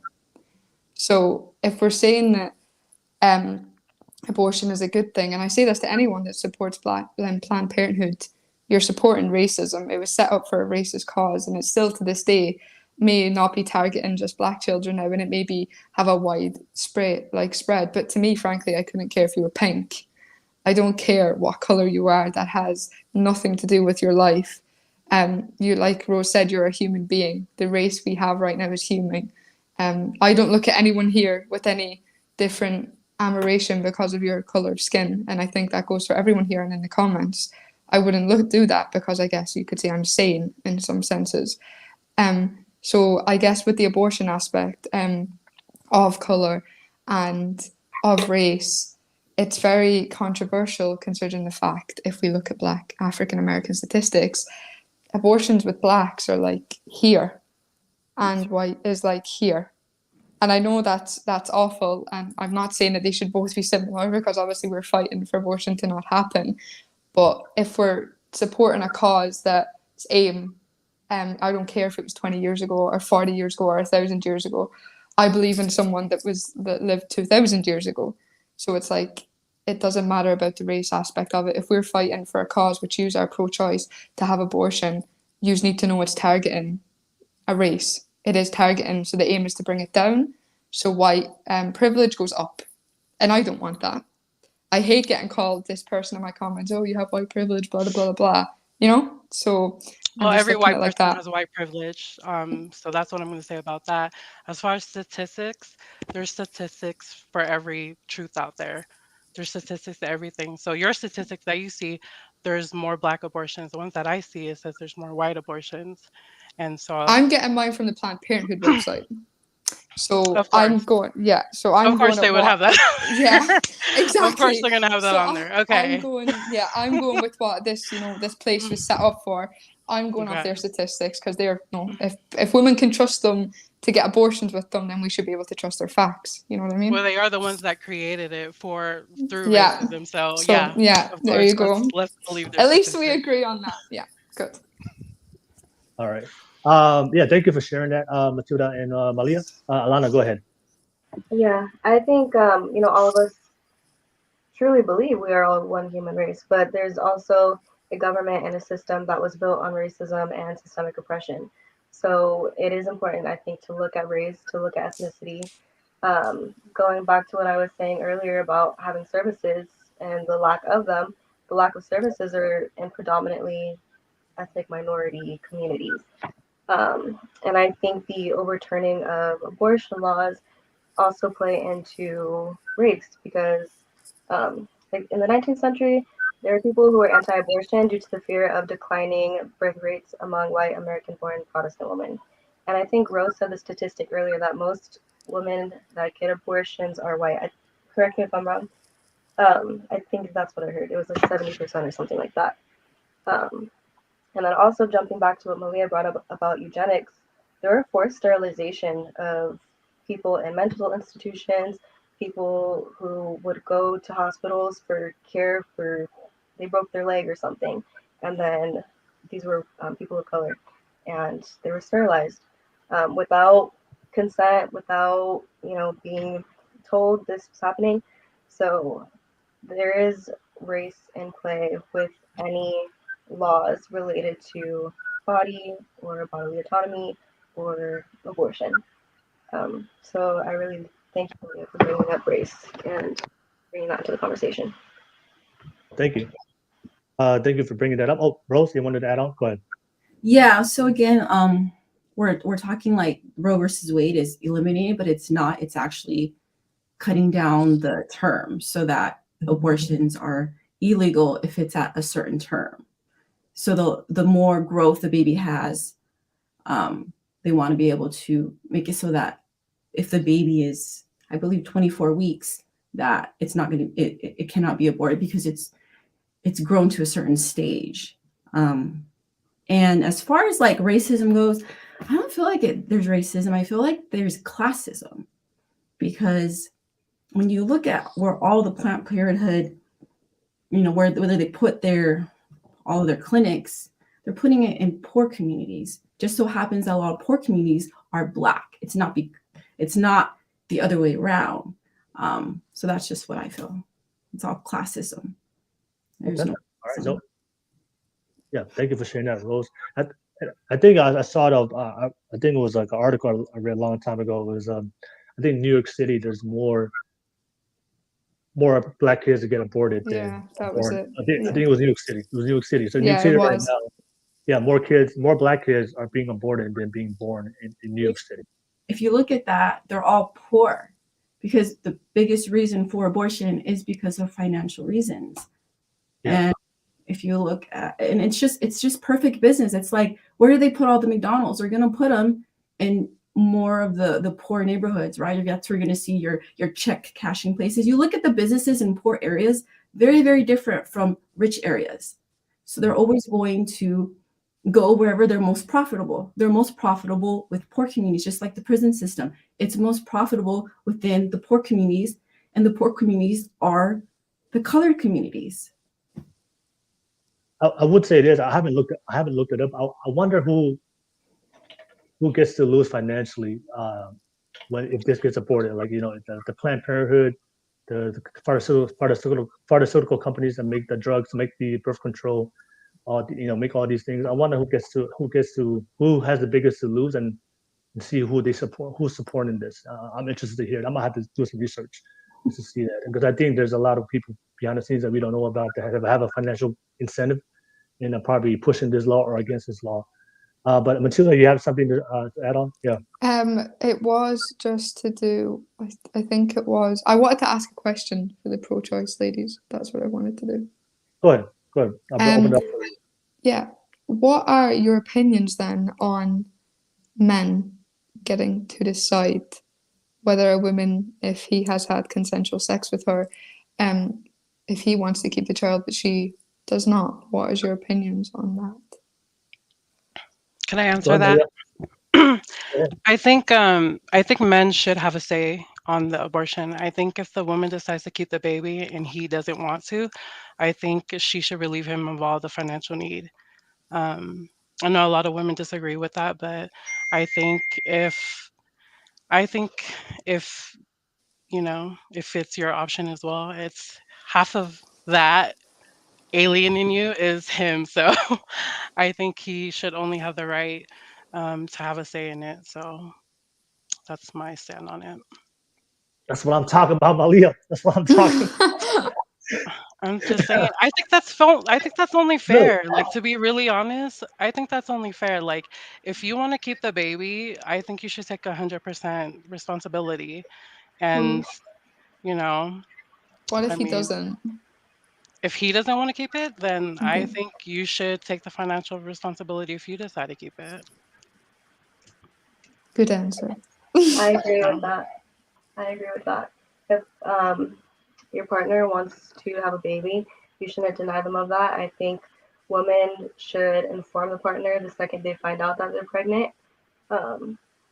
Yeah. All right, no worries. Rose, you want to add on anything? Yeah, I just want to go back real quick. And this is a comment from my sister again. She's not posting on there. She's texting me. As far as white privilege, she just said that being American is the biggest privilege. And I just have to agree with that. Being American is very much a privilege. I don't think it's white privilege. I just think it's privilege just to be an American. And there's a lot of reasons for that because of the opportunity and why so many people want to come to America. And then with what you guys are saying, men definitely should be part of the decision because it takes two to make one. So if they're left out, just imagine if you were to reverse that, to flip that. If we were the men and we had no say in having a child, that's devastating to men. And the men that don't step up, those are the ones that I feel like that's the main reason why so many women are having abortions, because they're not having the support of their partner. Had my sister's partner been supportive of her having the child financially, emotionally, she would have had it. And she would have been happy. She would have been a more mature person, more responsible person. She would have been in a better place in her life if she had the support of the right partner. So definitely men, they play a huge role in this picture. And I feel bad for the women that don't have that support, especially if they want the child, the partner doesn't. Just imagine how the woman feels. Gosh, it's heartbreaking. So, yeah. Yeah, no worries. No, I totally agree with that. No, because I do hear from a lot of women, especially the feminists, right? They're saying, we want equality. We want equality. But then, so you want equality, but you don't want to give the men. You want the full choice of deciding to keep the child for you, but you don't want to include the men. Like for me, how is that equality? And I totally agree with Malia. Like if we're gonna pass a law and keep this legal, and the woman has 100% control whether she wants to keep the child, I think it is only fair for the men to have 100% choice if they want to support the child financially. So if you want to keep the child, and I think it is fair to say you bear the responsibility of the financial burden. But I think, like I said, is if it takes two people to create a child, I think both decisions will come together and make a decision, not given to the other. But I do see a lot of women that will keep the child, and then they expect the men. They want to expect the men to financially support the child. But I just don't see the fairness. Even though like they said that we want equality. Okay, no worries. Thank you so much. Alisi, any no worries. Thank you so much. I see. Thank you so much, everybody on here on the live chat. I appreciate you guys. Thank you so much, man. Don't forget, press that like, subscribe button real quick. Appreciate you guys. Also, I will add some guys real quick. I just want to get some last feedback from the ladies, and then I'm gonna open up the public link for you guys to come on and be part of the conversation. Also on the public chat. But yeah, I do want to bring this up because I do see this is a main topic of discussion that's people are also asking on the live chat. I do see it live. There's a discussion that's happening for people out there. So a lot of times when it comes to the pro-choice movement, what they're saying is like one of the reasons how they justify abortion is they don't see the fetus as a human being. So because so they say, you know what, it's not a living thing, it's not a human being. So that's why, you know, for them it's justifiable cause for them, you know, to proceed. And I think a lot of people on here, men and women on the live chat, they have the same views. You know, so my question for you, ladies, what's your thoughts about that? Do you consider the fetus a human being? And my question is like, when do you consider uh, a baby as it goes through the stage of development? In your opinion, when do you consider it a living thing or a human being? Because for me, I think if you look at this, I'm just coming from the science. If you ask most biologists, they said that life happens in conception. You know, when the egg and the sperm fuse together, and fertilization becomes a zygote, it becomes its own DNA that's never been created before, and of course becomes its own living thing, acting independently on its own. So the science says that, you know, it happens in fertilization, but there's this big debate of whether they consider it a human being, and that's why for me is like, if I see it as a human being, that's why my premise I started in the beginning of the podcast. We all agree that we can't, you know, it's immoral to kill a human being, and a fetus is just going through the stages of development from a human being. It comes from two human beings that came together and had consensual sex. It's part of our species as human in Homo sapiens. So it is a human being in my eyes. So that's why for me it's like, why, you know, we shouldn't have the right to kill it. But that's something that's often brought up in the discussion. So I want to ask the ladies who are pro-choice, what do you think about the discussion on that topic? And do you see the fetus as a human being, or if you don't see it as a human being, which part of the process or the stage of development does it start for you to consider the human being? I'll start with you, Alana. Go ahead. Yeah, so like I said, personally, I myself would not choose abortion. I do see a fetus as a human being. I think where I understand the standpoint from other pro-choice people is that, can they feel anything? Are they cautious? I can't speak today. And I think that's the part that, you know, makes them think that, you know, it's okay. I agree with shortening the length of abortions. I think where it's at now, I was really surprised to find out how far developed they were and still able to have an abortion. I think that when there are specific medical reasons, though, there should be a way to have that conversation and be able to remove the fetus, or if it needs to be aborted. I know Matilda talked about there's a difference. I'm not sure what that difference is, but I think for specific cases, we should at least have the ability or leniency to make that happen. One thing that I was reading, one book on, it's Hawaiian culture, Nana I Kekumu Volume 2, actually talks a lot about family planning and abortions. And I was reading that traditionally, in a lot of Pacific Islander cultures, life is it's not considered life until the very first breath. So I don't necessarily agree with that. I think it is an interesting point to bring up, though, especially when talking about culture. All right, no worries. Thank you, Alana. Let me pass it to you, Malia. Malia, what do you think? First, I think white privilege does exist. Just throwing that out there. But um, anyways, as far as the fetus, no, I don't. I think, like, to me personally, again, I wouldn't like go past 4 months, but I think anything past 4 months, I think that's pushing it for me. But that's just my personal stance. No worries. I want to ask you, Malia. So why do you think what classification that the 4 months that you would like to classify it to be a considered human being? So obviously there's some traits that the child has to reach in their fourth month for you to say, okay, that's a human being now, because you didn't have that when it was before pre 4 months. So what is like, how do you classify, okay, this is a human being? Because I like for you? believe after 4 months, that's when you actually are able to find out the sex.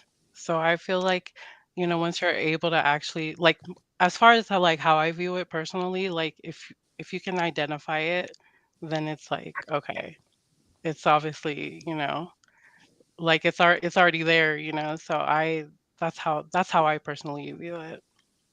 Okay, no worries. Okay. Um, did Matilda, Rose, did you guys want to add on to that? Okay, Yeah, okay. Rose, yeah. go ahead, Rose. I wanted to say a few things. So right now at 24 weeks, 6 months is when with when Roe versus Wade, that's the time frame that I believe in the US they're saying it's allowed. So anything before 24 weeks, so up to 6 months. And so they're wanting to shorten that so that maybe it's 4 months or 3 months. That's what's being literally discussed right now in session. And yeah, my take is that we're basing this off of our own senses, what we can see, instead of what is. When a baby is conceived, it has a soul. So when anything has a soul, it's living. It's a living being inside of our bodies, and it's such a privilege to be able to carry that and to birth that. So my question to you ladies, because I am a mother, are any of you ladies a mom? I know Alisi is. See? I have two beautiful babies, yes. So being a mother is it's the greatest privilege in the world. That's my take, because we're able to give life, and to deprive a lot of women of this opportunity to give life is really what this is about. We should be taking a stand and being all about giving life and birthing beautiful children that can change this world in a better way. There are so many things that need to be addressed, and they can only be addressed if women come together and birth children that can make these changes, because there's just too much bad stuff going on right now. We all see it, and it's predominantly because of everyone being from division. There's too much division. So abortion, it's dividing people. It doesn't need to. We can prevent it by focusing more on the solutions and not so much on, oh, this is not a child, this is not this, that. Let's think of it more of like, okay, well, what is the actual reason why women are having abortions? Because broken families, because men are not taking a stand. There's no support system. They're not educated enough on birth control, because a lot of it is happening within the younger women. You don't find it as much with older women, and especially with older women that are more mature, have support system, are married. So it's really just a broken family, men not taking a stand and not being educated enough. And that's what we need to focus on, the solutions. So that's just something I want to bring up. Matilda? No worries. No worries. Yeah. Matilda, before I come to you, I do want to, because Rose is a mother, and then I do want to ask Alisi, you're a mother as well. So can you just talk about your experience like being a mother as well? I think it's just important to hear that for all the women out there that's watching this right now. I know Rose explained that according to her, it's the greatest thing that she could do as a woman is creating new life and bringing that into this world. So you're a mother. You had babies and you've raised them, and there's women out there that they're killing the babies, and of course we live in a society that's encouraging that. And I think also I would add on this. I think a lot of the problem is the media has done a great job to like, I guess, tell women that don't see this as a baby no more. Like this, like for them it's easy. Oh, I could just kill this thing, because they don't really see it as a baby. I think if we have more of the discussions, and if people actually saw the pictures, I think I'll bring it up later, but people actually saw the pictures of aborted babies, you will see like the horrific pictures of these. There's a living these are living things. And I think if people actually saw the pictures of what a baby looks like if it's aborted, they will understand that this is not just a bundle of cells or just a fetus or a thing. No, this is a real life human being. But because we don't see it that way, and the media has done a great job, and of course the lobbyists have done a great job to tell women, it's not a living thing. It's all right. Just you can. It's not a human being. And I think if women saw a human being, and of course, if women experience the joy of raising a child, they have a different thought. But yeah, I just want to ask your opinion. Being a mother and you raise children, and for all the women out there that don't, they unfortunately didn't make that choice and missing out on something that they could have had. I want to ask you, Alisi, to share that a little bit. Well, I was fortunate enough to be able to have kids. I found out with both that I was 4 weeks with both of them. And at the first scan, seeing that little dot on the screen at the sonogram, I think that for me I agree. A fetus is a human being, and it starts at conception. And after seeing, with both my babies, getting the scans done and just seeing and feeling everything I was feeling while being pregnant, up to each scan, to even giving birth, a fetus is a human. I believe so very much they are. So, and I don't think, after having 2 kids, I wouldn't. And I've had miscarriages. I don't know how far along with one of them, but I got to see it. Having a shower and I saw it just, and that was traumatic enough for me to not want to, not want to have an abortion, but I couldn't imagine having an abortion. I can understand why some do, but I couldn't. All right, no worries. Thank you, Alisi, for sharing it. Yeah, Matilda, I know you have something to respond. Go ahead, Matilda. No, I remember what I was saying about the effect of, I think it was Alana was saying when the baby's in the fallopian tube. I just remembered it is called the doctrine of double effect. So with abortion, your intention is to remove this child so it's gone, so you get rid of it, it's dead. But with the doctrine effect, it's so that the action that you're doing has to be good. You're going to try your best to make sure that that the baby can, even if it cannot be saved, you're doing it in your intention with your head that you're going to try, and you're going to make sure the mum's okay. So it's very different from having an abortion. And with when the baby, I think it was 4 months, I think it was said. Obviously, I live in the north of Ireland, or Northern Ireland, if you want to be controversial.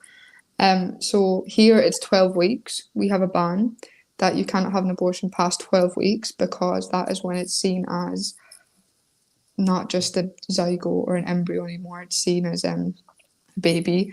But in the UK, even though I'm technically in the UK, it's very controversial. In the UK, it's 24 weeks, and it's up to birth for Down syndrome and cleft lip, so like when your lips, and it's something to do with your feet as well. But also with the baby, if we're going by when you become alive biologically, if we're ignoring that you become alive from conception, then you're technically, if you want to be pro-choice and think of it this way, you're when your brain starts developing, and your brain starts developing around 6 weeks, and it goes on and on and on, and it eventually will split into 3 parts, and then that's when the whole brain is developed. So obviously, if I was to collapse right now and I was pronounced brain dead, I would be dead. Like that would be my life over. So if you hear a pro-choice argument, it's like, yeah, but when the heart beats, no, it's nothing to do with when your heart beats. When your heart beats, that does not mean you're alive. It's when your brain starts to connect with the neural tube. So just a biology lesson for everyone there. No worries. Thank you. Thank you, Matilda. Rose, go ahead. Yeah, I want to add on.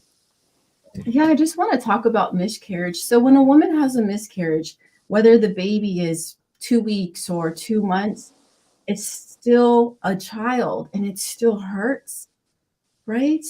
Right, Alisi? It doesn't matter how old the child is. A miscarriage is a miscarriage.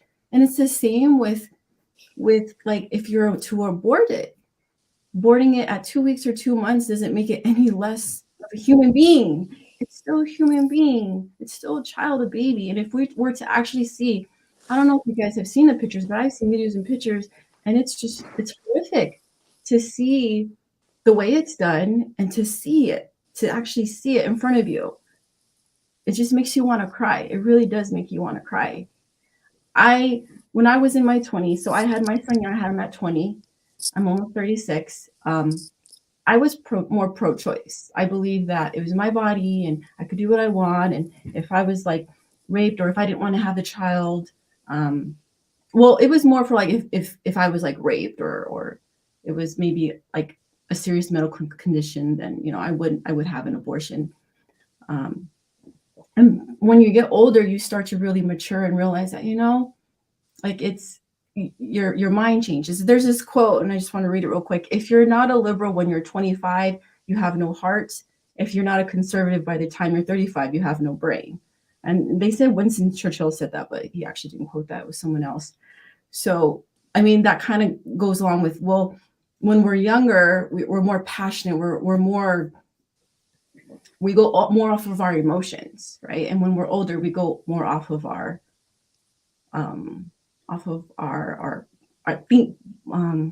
thinking, more rational thoughts instead of emotional.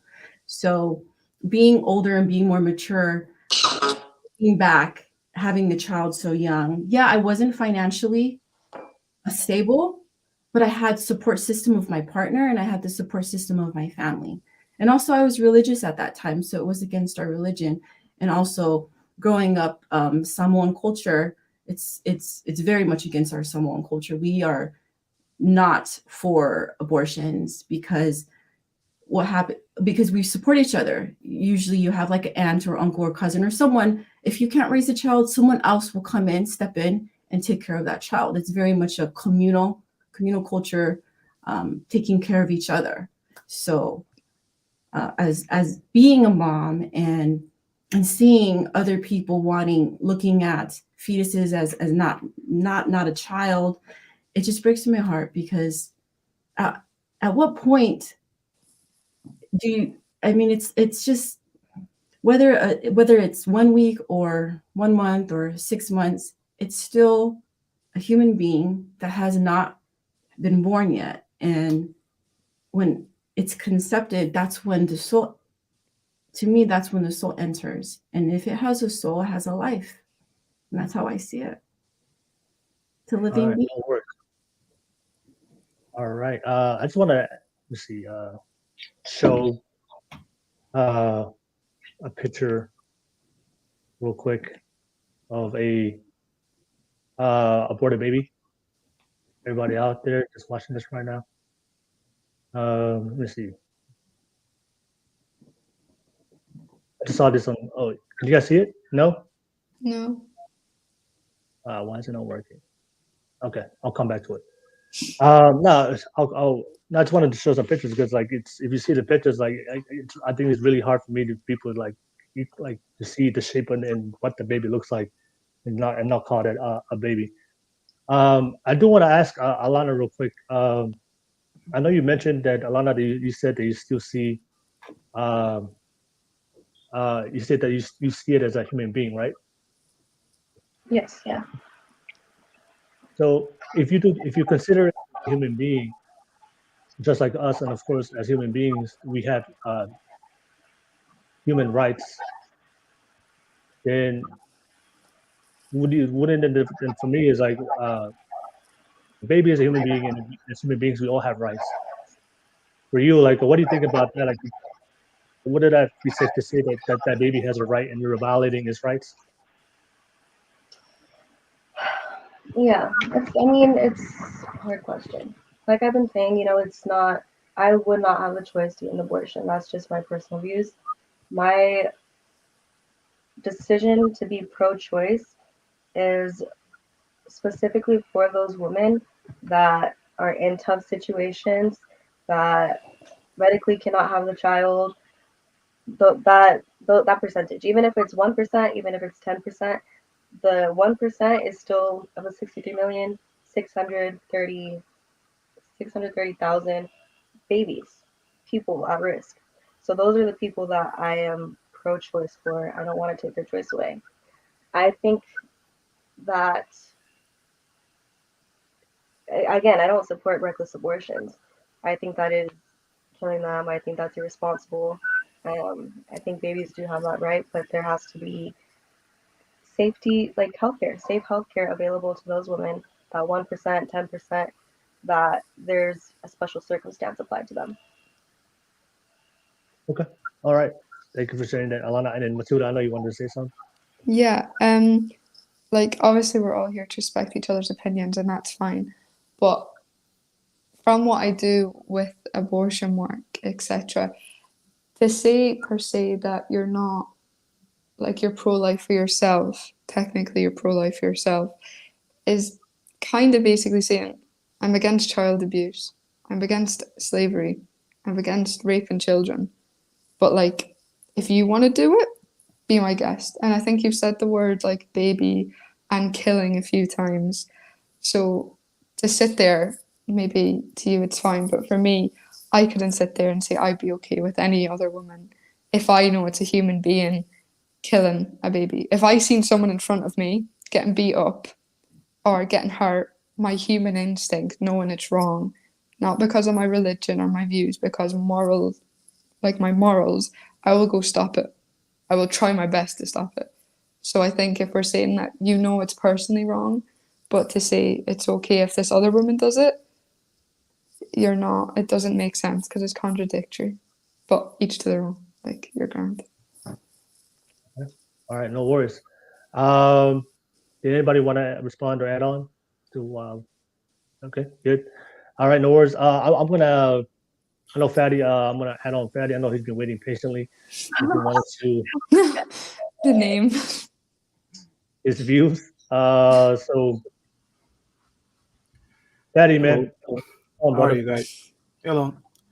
And yeah, thank you for being part of the podcast, and yeah, man, thank you for being patient. And I know you wanted to add on to the conversation. Go ahead, Fatty.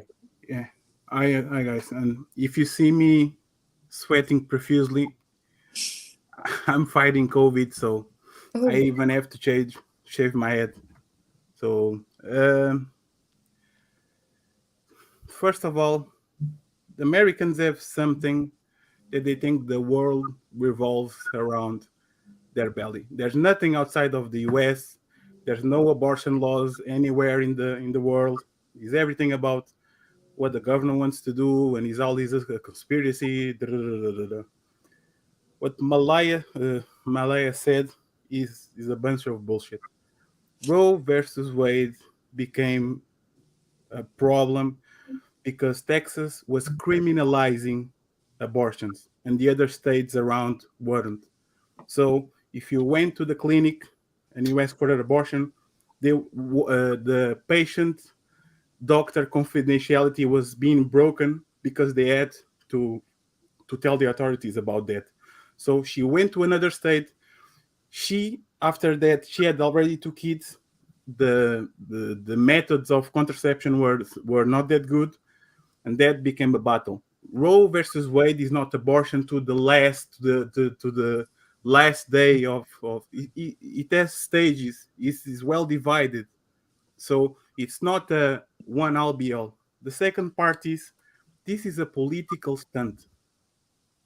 That is fair. No one is going to lose their rights because it's going to come back to the states. And if you look at the map, only Texas and other states have really wide restrictions on abortion. If you look at the map of Europe, that is more socialist, and you look at New Zealand, Australia, Canada, and you look at the states divided by states, you'll see the same colors in terms of abortion that you see on Europe, for example, that's more liberal. It's not going to change anything because women are not going to have. You are not going to take their rights back. You are not going to have to take their rights back. The problem I have with this conversation is that the pro-choice, especially the woman, they are hypocrites because they say they are pro-choice, But if you ask, okay, but the man has the right to say, okay, if you are pro-choice and nobody is allowed to make you a mother, am I not? Am I allowed? No one making me a father without my compliance? And then they start to.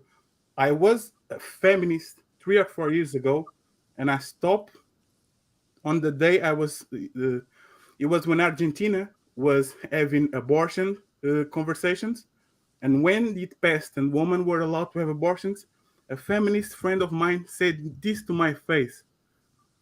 Okay, the battle is done. And I asked her, okay, but how about men? Can men not be forced to be fathers and have like a financial abortion and sign the papers and say they are not going to be fathers? And then she started complaining and said, oh, if you are man enough to open your zipper, you are man enough to be a father. You see the contradiction here? Conservatives and folks from the church were saying to women, if you were woman enough to open your legs, you are woman enough to have the kid. And now when it's the man, they don't have problem using the same talking points that the conservative right was using against them. So the hypocrisy on the pro-choice is there. On the pro-life, I'm going to say this. I'm going to say this harshly. It's pro-life doesn't end when the kid is born. Pro-life, I'm going to say again, pro-life doesn't end when the kid is born. Usually, conservatives are pro-life, but they are pro-death penalty.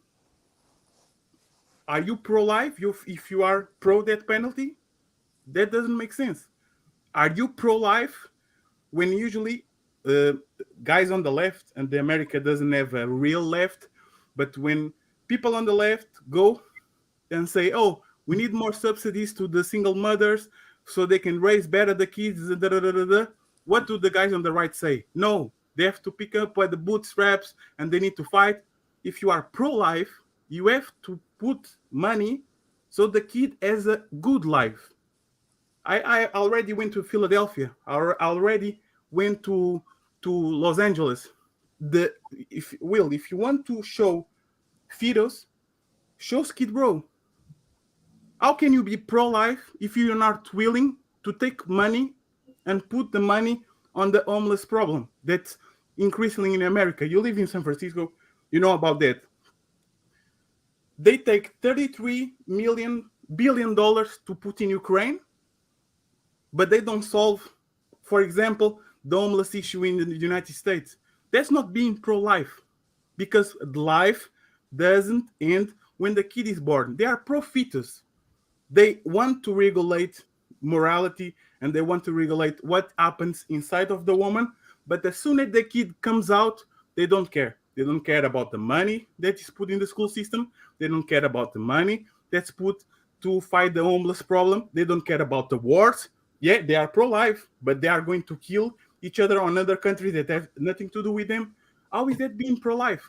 How can the United States have 50% of their money that they make on the defense system? The 8 countries that have more money on the defense system, the United States have this more than the biggest 8 armies in the world. How can a country that spends half of that money be have people there that say, oh, I'm pro-life? No, you guys are not pro-life. You are pro-life when the life is inside of the belly of the woman. As soon as the kid goes out, it's not my problem. Almost you do it.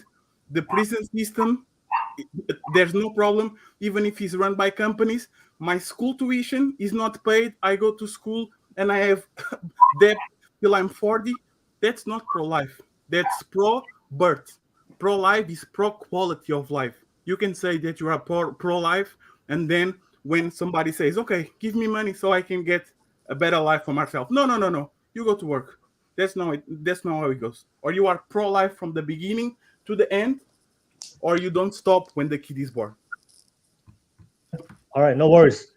Thank you, Fatty. Thank you, Fatty, for sharing your opinion. I know everybody's in the live chat sharing their thoughts about it. Appreciate that. Can I ask you some question? just one question. I'm not going to talk. I got you right after. I got you right after. But I know Malia, for the sake of time, Patty, I'll let you ask after. But I know Malia wants to respond. Go ahead, Malia. Go ahead, Malia.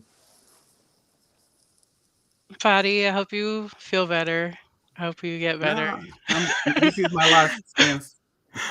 But but I have to say, I don't think it's right that you speak on racism in the U.S. And the reason why I say that is because you're a non-FBA. So that's what I got to say What about does that that. mean? Can you explain? You're not a foundational Black American. But you know what colonization is? Yes, I do. You know how many years African countries were colonized by Yes, Portuguese? I do. But 20, this case 500 that we're years. talking about is surrounded Okay. around The American the country from racism, my the around country of my American history. the Patty, country, let her finish her I thought. will, but Good. the country of my fathers had independence for 45 years ago. Okay. How much time did the slaves were released in the United States and have rights? Don't talk about what you don't know. Okay. Okay. Like I Okay. said, I know about American history. I don't know about your people's history, but I know that white supremacy does affect the whole world. So I understand. But what I'm just saying is that you can't speak on American politics because you're not FBA. But all I gotta say is that as far as my stance on it, if it's not your uterus, if it's not your vagina, it shouldn't be your matter. You should just learn to mind your business and let people do what they do. Okay. I know it's Malia. Thank you for sharing that. Matilda, you have something to say? Yeah. So obviously I'm pro-life. Calling us pro-birth is absolutely not true. I'm in the UK or Northern Ireland. Like I've said before, I don't know if you've been here the whole time. Where I live and in the region I'm in, there's a lot of people, myself included, involved in some, that after the baby is born, we try our hardest to get these children what they need, to get clothes, to get them food, to get them whatever their family needs to keep them stabilized. If a 14-year-old Ned comes up to me in the street and goes, give me money to get me drugs, or give me money to get me a bottle of wine, absolutely not. So to call us pro-birth is very different. The definition of pro-life. So I'm obviously a teenage girl, and I'm sure you're a grown man, so you'll have a lot more experience, I'm sure, on this than me. But the Yeah, we're not definition, going to talk yeah, about that. okay, you can talk about that. But the definition of pro-life means that I am not for the killing of unborn babies. So if that child gets a life, gets to be born, then fair enough. But I'm not going, yeah, because the point in it is for the child to be born. The point of it is for that child to be given the chance of life. I'm not sitting here with the Justin Bieber lifestyle, am I? I don't think anyone here is. But my right of life does not depend on my circumstances. My life does not become less valuable because of how I was born, how I was conceived, or if I've been forcibly birthed out. No one held a gun to my mother's throat and said, give birth to this child. So I think to call us pro-birth is a very big step than what we are. Yeah, you are pro-birth because Okay. the funny thing is, and by the way, Matilda, I'm from Portugal. How are you? The funny thing about this, and this is very funny, is that Ireland has a lot of problems with single mothers right now, and I'm with aware. kids, I live here. and with kids in foster care. I live here. Yeah, I know. Foster care is underfunded. Are they kids less worthy than me, though?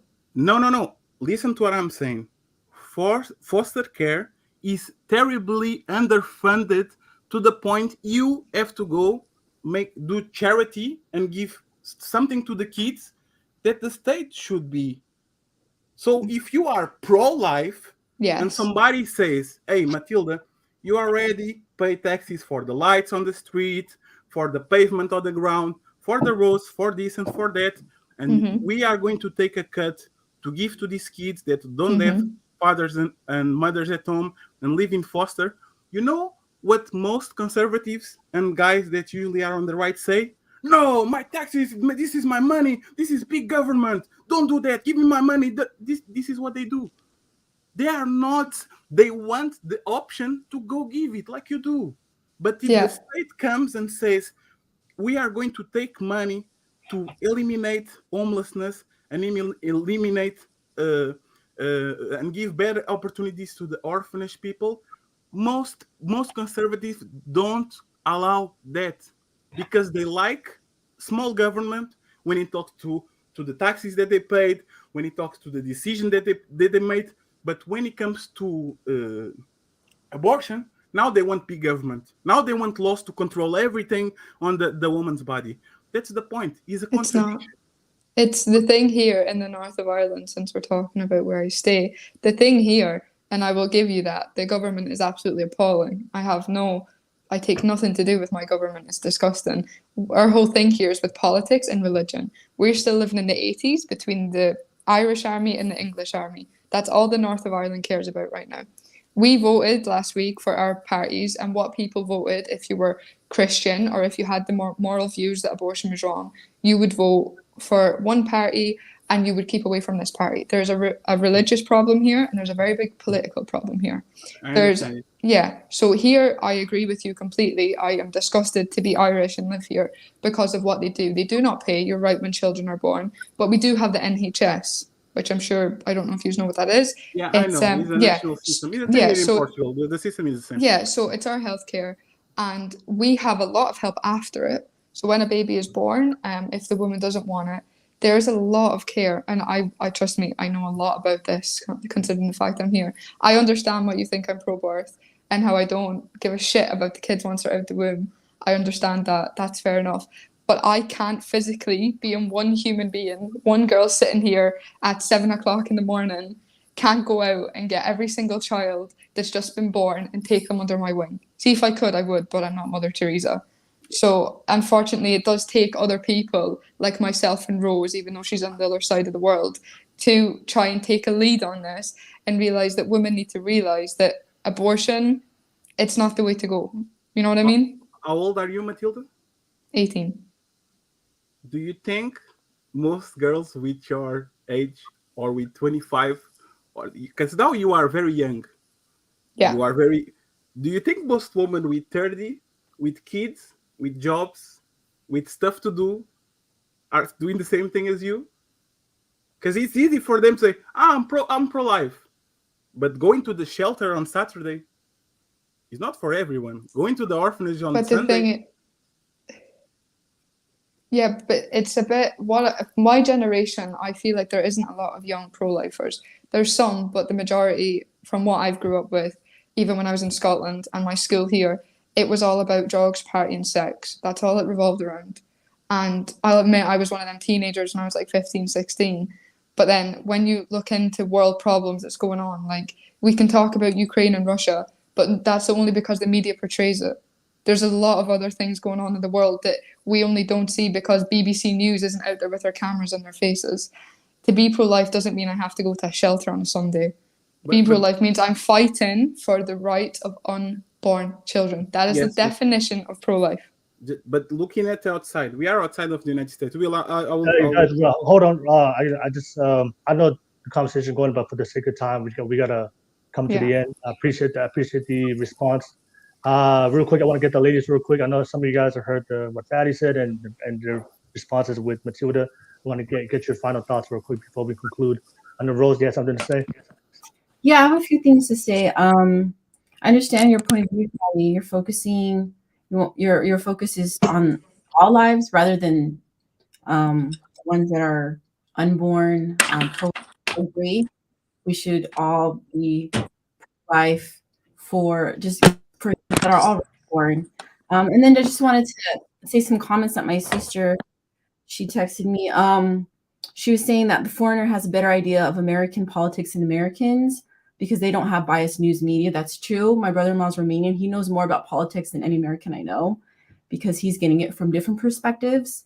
Whereas here in the US, we only get so much. The news is all biased. Where you're outside, you get different sources. So you don't get news that's as biased as well. And then she said, foreigners are more informed with Americans in the world than us. And that is true. And she says, Fatty, you do make a good point. Giving money, but giving money doesn't solve issues. It creates dependency. Look at welfare, and that's something I wanted to also just notate. I agree with her. I just wanted to say, but giving $33 billion to Ukraine when you have an homeless epidemic in the United States, it's funny. It's like hilarious. Yeah, I don't agree with that at all. I definitely feel like money should be used to take care of all the issues we already have than trying to take care of other countries' issues when we have our own issues. It doesn't make sense. It's like when you have a child and it's drowning, you have to know how to swim so you can go save the child instead of going and trying to save a child that it's like the airplane. You have to put your mask on first before you put your child's mask on, because if you can't breathe, your child won't breathe. So yeah, that's just things I want to bring up. All right, thank you for sharing that, Rose. And Rose, tell your sister to drop those text on the live chat. It helps the algorithm. Oh, okay, I will. I told her to come on, but she's too camera shy. Yeah, support the channel, man. Drop it on the live chat because it helps the algorithm to grow the video. So thank you so much, and thank you for her feedback watching the show. And shout out to Rose's sister if you're watching this right now. Thank you. I know Malia, I know you wanted to follow up. Go ahead real quick. I just want to follow up on that being said. I just have to disagree as far as foreigners saying that foreigners have a better insight.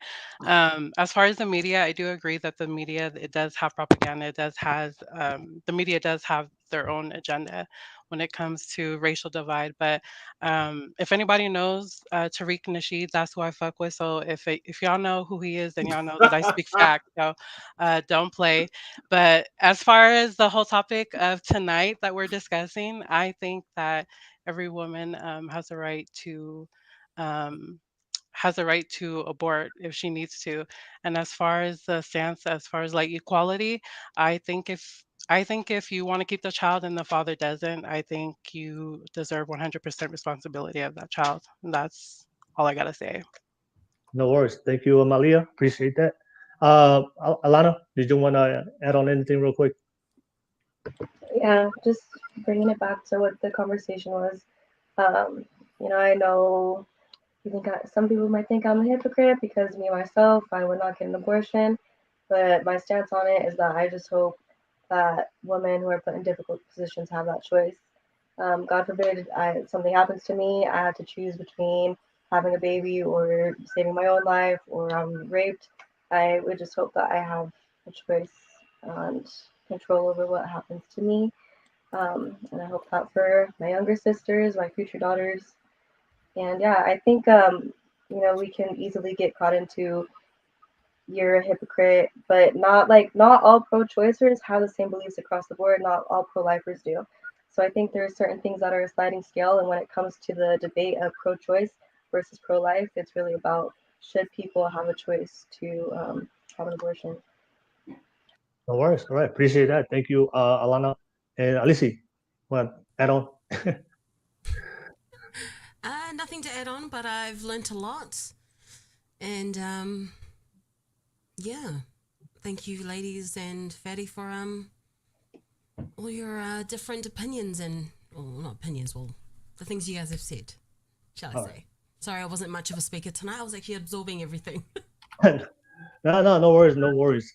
And my last response, I know Fatty said, I know when you were talking about how can you call yourself pro-life, and if you focus on making sure these babies get born, but you don't put the same amount of effort into making sure that you take care of them after, right?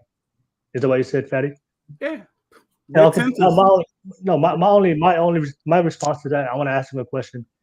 If there's an organization that focuses on curing cancer, right? All they do is put 100% of their funding into curing cancer. That's what they do, right? You expect that organization to cure every disease? No. Okay, then don't. Like I said, for me is like my purpose of pro-life is for the babies to have an opportunity to live. So the same way you don't expect the cancer because they're focused on curing cancer, you don't expect them to cure every disease. The same way a lot of people you can't expect the pro-life to make sure their focus is to making sure the baby lives, and then after that, that's a different issue. So it doesn't make sense. Sorry, that doesn't make sense. It's not contradictory. I'm not going back and forth. I'm just sharing my view. Is if you will expect them to cure cancer, then they cure cancer, but you don't expect them to cure every disease. The purpose of pro-life is to make sure the baby gets to live, and then of course after that, that's a whole different issue that we have to tackle as a society, as a people, and of course we need more resources and people to tackle that. but we can't even focus on the struggles of if the baby doesn't even get to live. So that's why for me, it's like I said, pro-life for me is not about the life after. It's just a focus for the baby to live, and then after that, that's a whole different issue. But I just wanted to respond. I just want to respond to that real quick. But we have, for the sake of time, thank you so much. Thank you so much to all the guests out there that's watching this right now. Everybody on the live chat, I appreciate you guys on the live chat sharing your thoughts and all your live views. I appreciate you guys, and of course, thank you for all the ladies. Shout out to the ladies and taking the time and being on here. I appreciate you guys, and of course, thank you for being here and sharing your views as well. But yeah, thank you so much. I do want to ask the ladies real quick, what's your final thoughts on everything, and then drop your social media handles. There's a lot of people that's watching this right now, and they can support you and follow you as well. And I know some of you guys have your own podcast, just in case they missed you in the intros. They can find out more of that information and get the information also as well, so they can follow your podcast as well. But I start with you, our newest guest. Shout out to them for being on the podcast for the first time. Alana, what was your take for tonight's podcast? And of course, how can people find you if they want to find you? Yeah, well, thank you for having me on. It was really good to hear from all of you ladies and Fadi. And thank you for having me, Will. I'm still pro-choice. I think I always will be, but I respect all of your views and opinions, and some of what you said does stick with me on the pro-life side. If you want to find me, my name's posted Alana Godoy on Instagram. I'm Alana Godoy with an underscore at the end, and then you can find the rest of my information on my Instagram. Thank you. All right, no worries. Thank you, Alana. Appreciate you for being on tonight's podcast for the first time. I'll pass it on all the way to Alan. Matilda, thank you for tuning in the early morning all the way from Ireland. Matilda, what's your final thoughts for tonight's podcast, and how can they find you? Well, it was definitely worth getting up at 4 o'clock this morning. It's now 7, I think, so I'm going to bed. But yes, I'm still obviously pro-life. I will still continue to work and do my pro-life work. If you want to find me, my Instagram is Matilda and then Nevin, Nevin, with 3 N's, so NNN. And yeah, thank you for having me, and pray that I get to sleep now when this ends. No worries. Matilda, I appreciate you for being on, and thank you for being a part of this conversation. Rose, final thoughts, and how can people find you as well?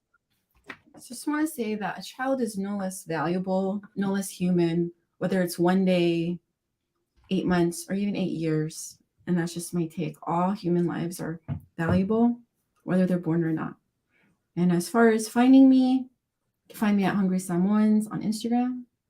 And thank you all for having this conversation. I appreciate it. It wasn't like we were all very cordial and respectful, and I thank all you women for that. And thanks, Fatty, for coming on and being brave enough to speak, especially on a panel with women. Thanks, Will, for bringing us together, and I appreciate you all. And yeah, just want to say thank you.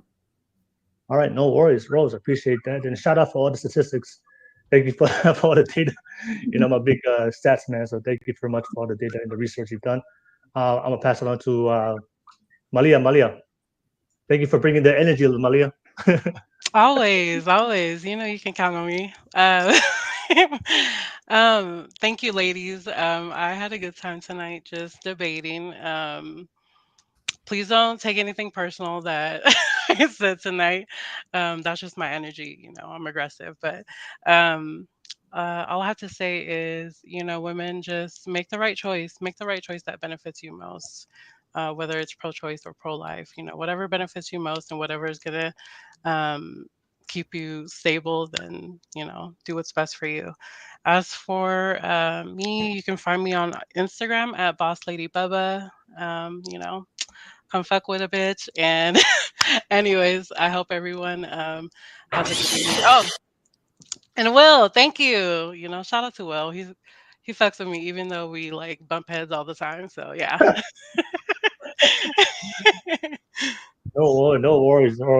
I got some good clips. I'm definitely gonna post from you.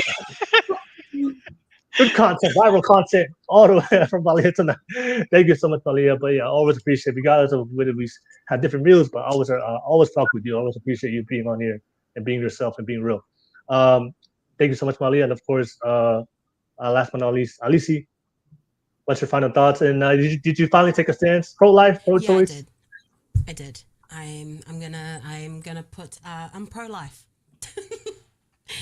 But I do respect everyone's where they stand with this. But thank you, Will, for having me on tonight. All right, it. no worries.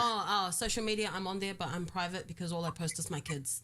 So it's really no use finding me. All right, no worries.